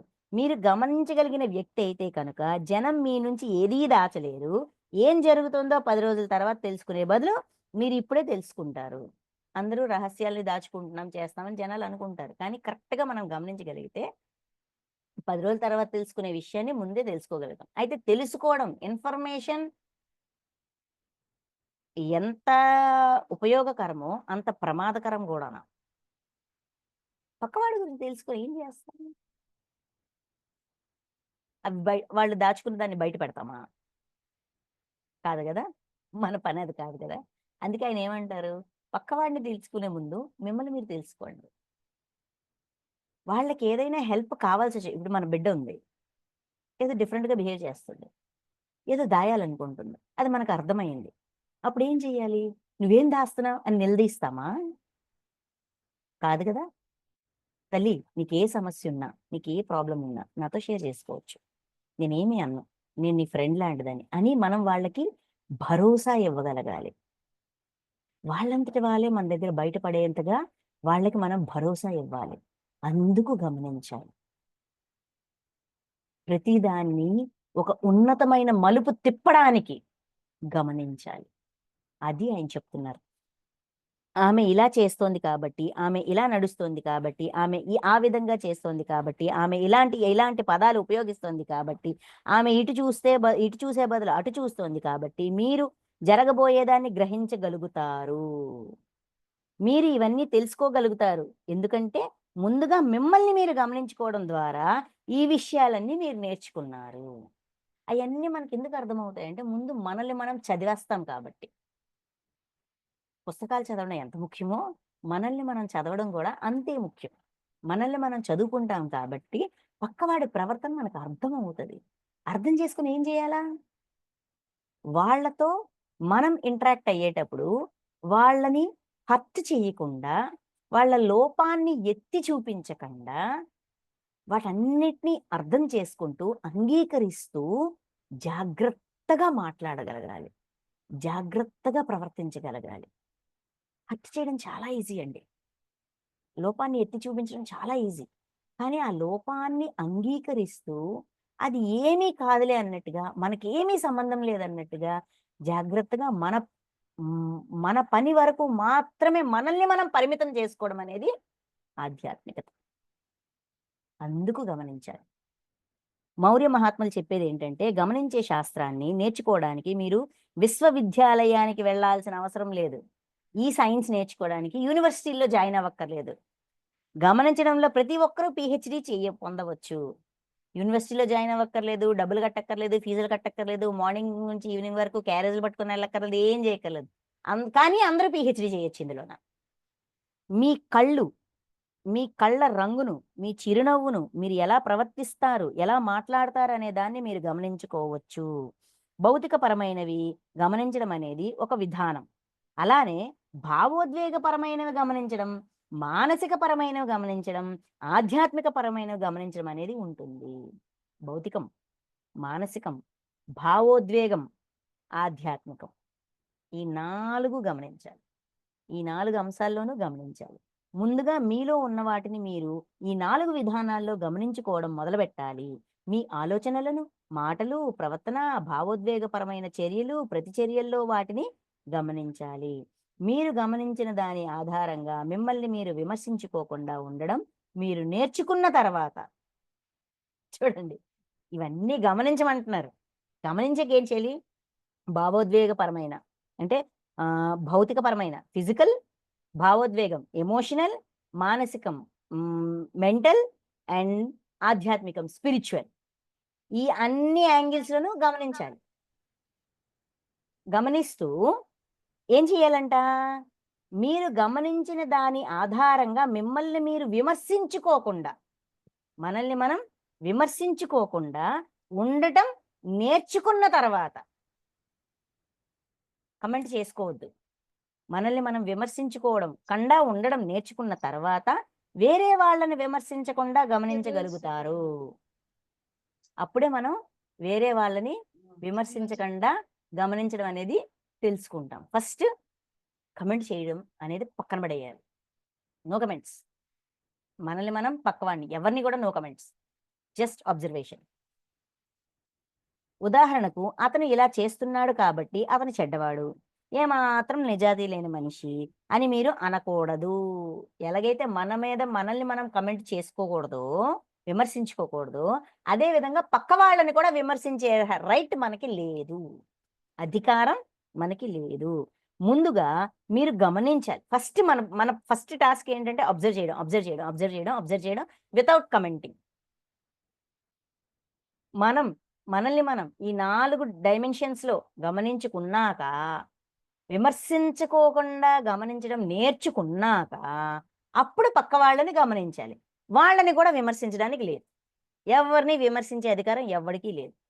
మీరు విమర్శించకుండా గమనిస్తే కనుక, వాళ్ళ బలహీనతలను మీరు అరువు తెచ్చుకోకుండా, లేదా మీ గుణంలోకి వాటిని దిగుమతి చేసుకోకుండా ఉంటారు. ఎందుకు విమర్శించుకోకూడదంటే, ఆ! అంటే తప్పేముంది అనుకుంటాం. లేదంటే నోరు తెరిచి అనం. బుర్రలో ఆలోచిస్తాం. ఈడిట్టంటోడు, ఈడిట్టంటోడు, ఈడిట్టంటోడు, ఈడిట్టంటోడు. ఈడి క్యారెక్టర్ ఇది, ఈడి క్యారెక్టర్ ఇది, ఈడి క్యారెక్టర్ ఇది, ఈడి క్యారెక్టర్. ఇది సరికాదు. ఇది కరెక్ట్ కాదు. ఇది తప్పు. ఇది నేరం. ఇది ఘోరం అని అన్నిటికి ట్యాగ్ లైన్స్ పెట్టేస్తాం. పెడతామా? పెట్టమా? పెడతాం. దానివల్ల ఏమవుతది? దేన్నైతే మనం వ్యతిరేకిస్తుంటామో దాన్ని ద్వేషిస్తుంటాం. ఈ ద్వేషం మనకే తెలియకుండా మనం అది అయిపోతాం. ఆ ప్రమాదం ఉంది కాబట్టే ఎవరిని కామెంట్ చేయొద్దంటున్నారు. చూడండి. మీరు విమర్శించకుండా గమనిస్తే కనుక వాళ్ళ బలహీనతలను మీరు అరువు తెచ్చుకోకుండా లేదా మీ గుణంలోకి వాటిని దిగుమతి చేసుకోకుండా ఉంటారు. అంటే ఇక్కడ కూడా మనల్ని మనం సంరక్షించుకోవాలంటే విమర్శించకూడదు. ఇది మనకి ఒక సామెత ఉంటది. హ్మ్. ఎంచకరా నీ పంచనుంటాడు అంటారు. ఏదైతే మనం ఎంచుతామో తప్పు, ఇది వీడిది, వీడిది అంటామో, మనం గమనిస్తే కొంతకాలానికి మనం అలానే ప్రవర్తిస్తుంటాం. ఆ ప్రమాదం ఉంది కాబట్టే విమర్శించొద్దు అంటారు. విమర్శించొద్దు, దూషించొద్దు, భూషించొద్దు, అసహ్యించుకోవద్దు. ఎందుకంటే ఒక ఒక వ్యక్తిని ఒక విషయంలో అసహ్యించుకున్నామంటే, ఓహో! ఆ లెర్నింగ్ ఇంకా రాలేదా? సరే అని చెప్పి అలాంటి సిట్యుయేషనే లోనే మనముంటాం. అలాంటి ప్రవర్తనే మనం ప్రవర్తిస్తుంటాం. అంటే ప్రవర్తించి మనలో మనం అది అయ్యి చేస్తే తప్ప మనకర్థం కాలేదు. వాడి ప్రవర్తన ద్వారా నేర్చేసుకుంటే ఏ గొడవ లేదు. మన వరకు తెచ్చుకోవద్దు. ఎదుటివాడిని చూసి కూడా మనం నేర్చుకోవచ్చు. అది మనమే అనుభవించి, మనం అలా మారి నేర్చుకోవాల్సిన అవసరం లేదు గదా! అందుకే విమర్శించొద్దు అంటారు. మీరు ఇంటికి వెళ్ళిన తర్వాత మీ ఆహారపుట అలవాట్లను, లైంగికపరమైన అలవాట్లు, మాటలు, ఆలోచనలు, అనుభూతులకు చెందిన అలవాట్లను గమనించుకోండి. ఉదాహరణకు నా స్నేహితురాలు తన భర్తను గమనించింది. అతను చాలా బాగా మాట్లాడుతున్నాడు. కానీ అప్పుడప్పుడు అతను ఆ సంభాషణ పరంపరను వేరే విషయాల్లోకి మార్చేస్తున్నాడు. ఆమె వచ్చి నాతో ఈ విషయం చెప్పింది. అతన్ని వైద్యుడి దగ్గరికి తీసుకెళ్ళి పరీక్ష చేయించమని ఆమెకు చెప్పాను. ఏమీ లేదు అని ఆమె అంది. 2 రోజుల తర్వాత అతనికి గుండెపోటు వచ్చింది. ఎందుకు? మీరు గమనిస్తే కనుక అతను తన ఆలోచన స్రవంతిని, మాటలను మరో అంశంలోకి ఉన్నట్లుండి మార్చేస్తుంటే కనుక లెక్కలో ఏదో తేడా ఉంది. ఏదో ఇబ్బంది కలిగించేది ఉంది. అంటే సహజం మామూలుగా చక్కగా మాట్లాడుతున్న వ్యక్తి సడెన్‌గా టాపిక్ మార్చి వేరే, వేరే, వేరే విషయాలు మాట్లాడుతున్నాడంటే వాడి బుర్రలో ఇంకేదో చక్రాలు తిరుగుతున్నాయి. లెక్కలో ఏదో తేడా ఉంది. ఎక్కడో తేడా ఉంది. ఏంటి అనేది మనకు తెలియకపోవచ్చు. బట్ సంథింగ్ ఈస్ రాంగ్ అనేది అసెస్ చేయగలం గదా! దానికి తగ్గట్టుగా జాగ్రత్త పడగలం కదా! అది చెప్తున్నారు. ఆయన చెప్పారు. ఏం లేదు టెస్ట్ చేసాం ఏం లేదు. బట్ 2 డేస్ తర్వాత గుండెపోటొచ్చింది. ఎందుకంటే ఆందోళన. కొన్ని అందరికి చెప్పుకోరు గదా! ఆందోళన వల్ల ఇబ్బంది పడిపోతారు. ప్రవర్తన విషయంలో కూడా ఇలాగే ఉంటుంది. అతను నవ్వుతూ ఉండి, అకస్మాత్తుగా గంభీరంగా మారిపోవడం మీరు చూస్తే కనుక ఏదో దోషం ఉంది అని గ్రహించాలి. ఇలా ప్రవర్తనను గమనించడం ద్వారా మీ జీవిత భాగస్వాములను, మీ పిల్లలను మీరు కాపాడుకోగలుగుతారు. ప్రత్యేకించి వాళ్ళ మాటలను గమనించండి. కొన్నిసార్లు మాటలు స్పష్టంగా పలకలేకపోవడం, వాక్యాలు ఉచ్చరించకుండా గొంతులోనే ఆగిపోవడం మీరు గమనించవచ్చు. అంటే ఏదో తేడా. శారీరక వ్యవస్థలో ఏదో ఇబ్బంది ఉంది అని అర్థం. అబ్జర్వ్ చేస్తే తెలుస్తది. అది ముదరక ముందే మనం తెలుసుకోగలుగుతాం. పిల్లల విషయంలో, మన చుట్టూ ఉన్న వాళ్ళ విషయంలో. ఇలాంటి విషయాలను గమనించడం ద్వారా మిమ్మల్ని మీరు, అలాగే ఇతరులను మీరు 4 స్థాయిల్లో ఏ స్థాయిల్లోన భౌతిక, భావోద్వేగిక, మానసిక, ఆధ్యాత్మిక స్థాయిల్లో కాపాడుకోగలుగుతారు. హెల్ప్ చేసుకోగలుగుతాం. చాలామంది పిల్లల్ని ఆహ్, గమనించకపోవడం వల్ల మాటలు లేట్‌గా రావడము, లేపోతే అది ఆ టైం దాటిపోయిందని ఎవరో బయటవాడు "ఏంటి ఇంకా మాటలు రావట్లేదా? ఏంటి ఇంకా నడవట్లేదా?" అంటే, "ఆహా! ఈ ఏజ్‌కి నడిచియ్యాలా?" అనుకుంటాం. అంటే మన పిల్లల్ని మనం ఎంతవరకు గమనిస్తున్నాము? స్కూల్‌కెళ్తున్నారు, వస్తున్నారు, ట్యూషన్‌కెళ్తున్నారు, వస్తున్నారు అయిపోయింది. అంతేగాని వాళ్ళెళ్ళేటప్పుడో, వచ్చేటప్పుడో లేపోతే ఇంకోటో వాళ్ళెలా ఉన్నారు? హ్యాపీగా ఉన్నారా? ఏంటా అనేది అబ్జర్వ్ చేయాలి గదా! అప్పుడు వాళ్ళకి మనం హెల్ప్ చేయగలుగుతాం కదా! సరైన సమయంలో సరైన సహాయం చేయగలుగుతాం. అందుకు గమనించమంటున్నారు. ఇలా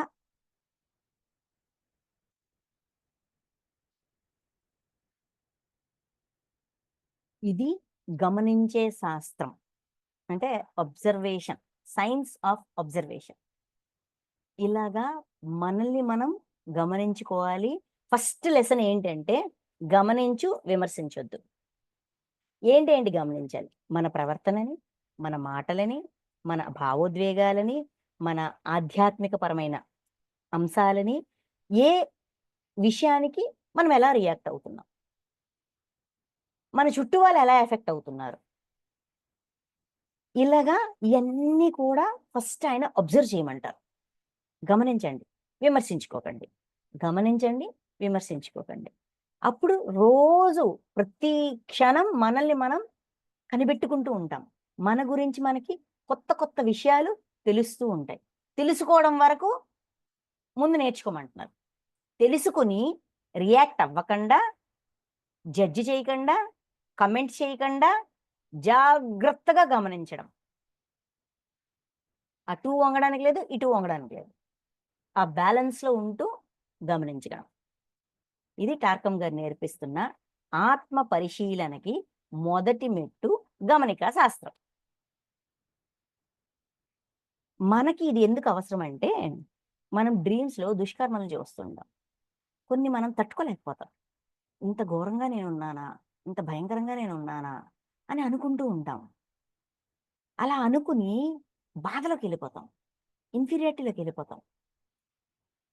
ఈ జన్మకొచ్చాక ఏదో జన్మలోని జరిగిన విషయాన్ని మనం ఇప్పుడు ఎందుకు చూసుకున్నాము? బాధపడ్డానికా? లేకపోతే మన వల్ల బాధపడ్డ వాడిని క్షమ కోరుతూ, మనం ఈ చేతలు చేయడానికి కారణమైన దుర్గుణాన్ని సద్గుణంగా మార్చుకోవడానికా? మార్చుకోవడానికే గదా! మరి మార్చుకోవాలన్నప్పుడు దాన్ని అంగీకరించాలి గదా! అంగీకరించడం మానేసి ఎలా కమెంట్ చేస్తాం? అప్పుడు నేను అలాగున్నాను. అప్పటికది నిజం. ఇప్పుడు నేను అలాగ లేను. ఇది నిజమే కదా! ఈ 2 సత్యాల్ని అంగీకరిస్తూ, ఈ గతాన్ని నేనెందుకు తెలుసుకున్నాను? నా ఉద్దేశ్యం ఏంటి? ఆ దుర్గుణం వల్ల ఇంకొన్ని దుష్కర్మలు చేయకుండా నన్ను నేను సంరక్షించుకోవడానికి ఆ దుర్గుణాన్ని నేను సద్గుణంగా మార్చాలి. నా వల్ల బాధపడ్డ ప్రతి ఒక్కడిని నేను క్షమ కోరాలి. ఇది కదా నా టాస్కు. ఈ టాస్క్ నేను చెయ్యాలంటే నన్ను నేను యాక్సెప్ట్ చేయాలి. నన్ను నేను విమర్శించుకోకుండా నన్ను నేను యాక్సెప్ట్ చేయాలి. అందుకు అబ్జర్వేషన్. విమర్శించకుండా గమనించడం అనేది మనం నేర్చుకోవాలి. అన్ని స్థాయిల్లోన. భావోద్వేగ, మానసిక, ఆధ్యాత్మిక, భౌతిక అన్ని స్థాయిల్లోన గమనించడం నేర్చుకోవాలి. Thank you masters. Thank you so much. చాలా లేట్ అయింది. సారీ.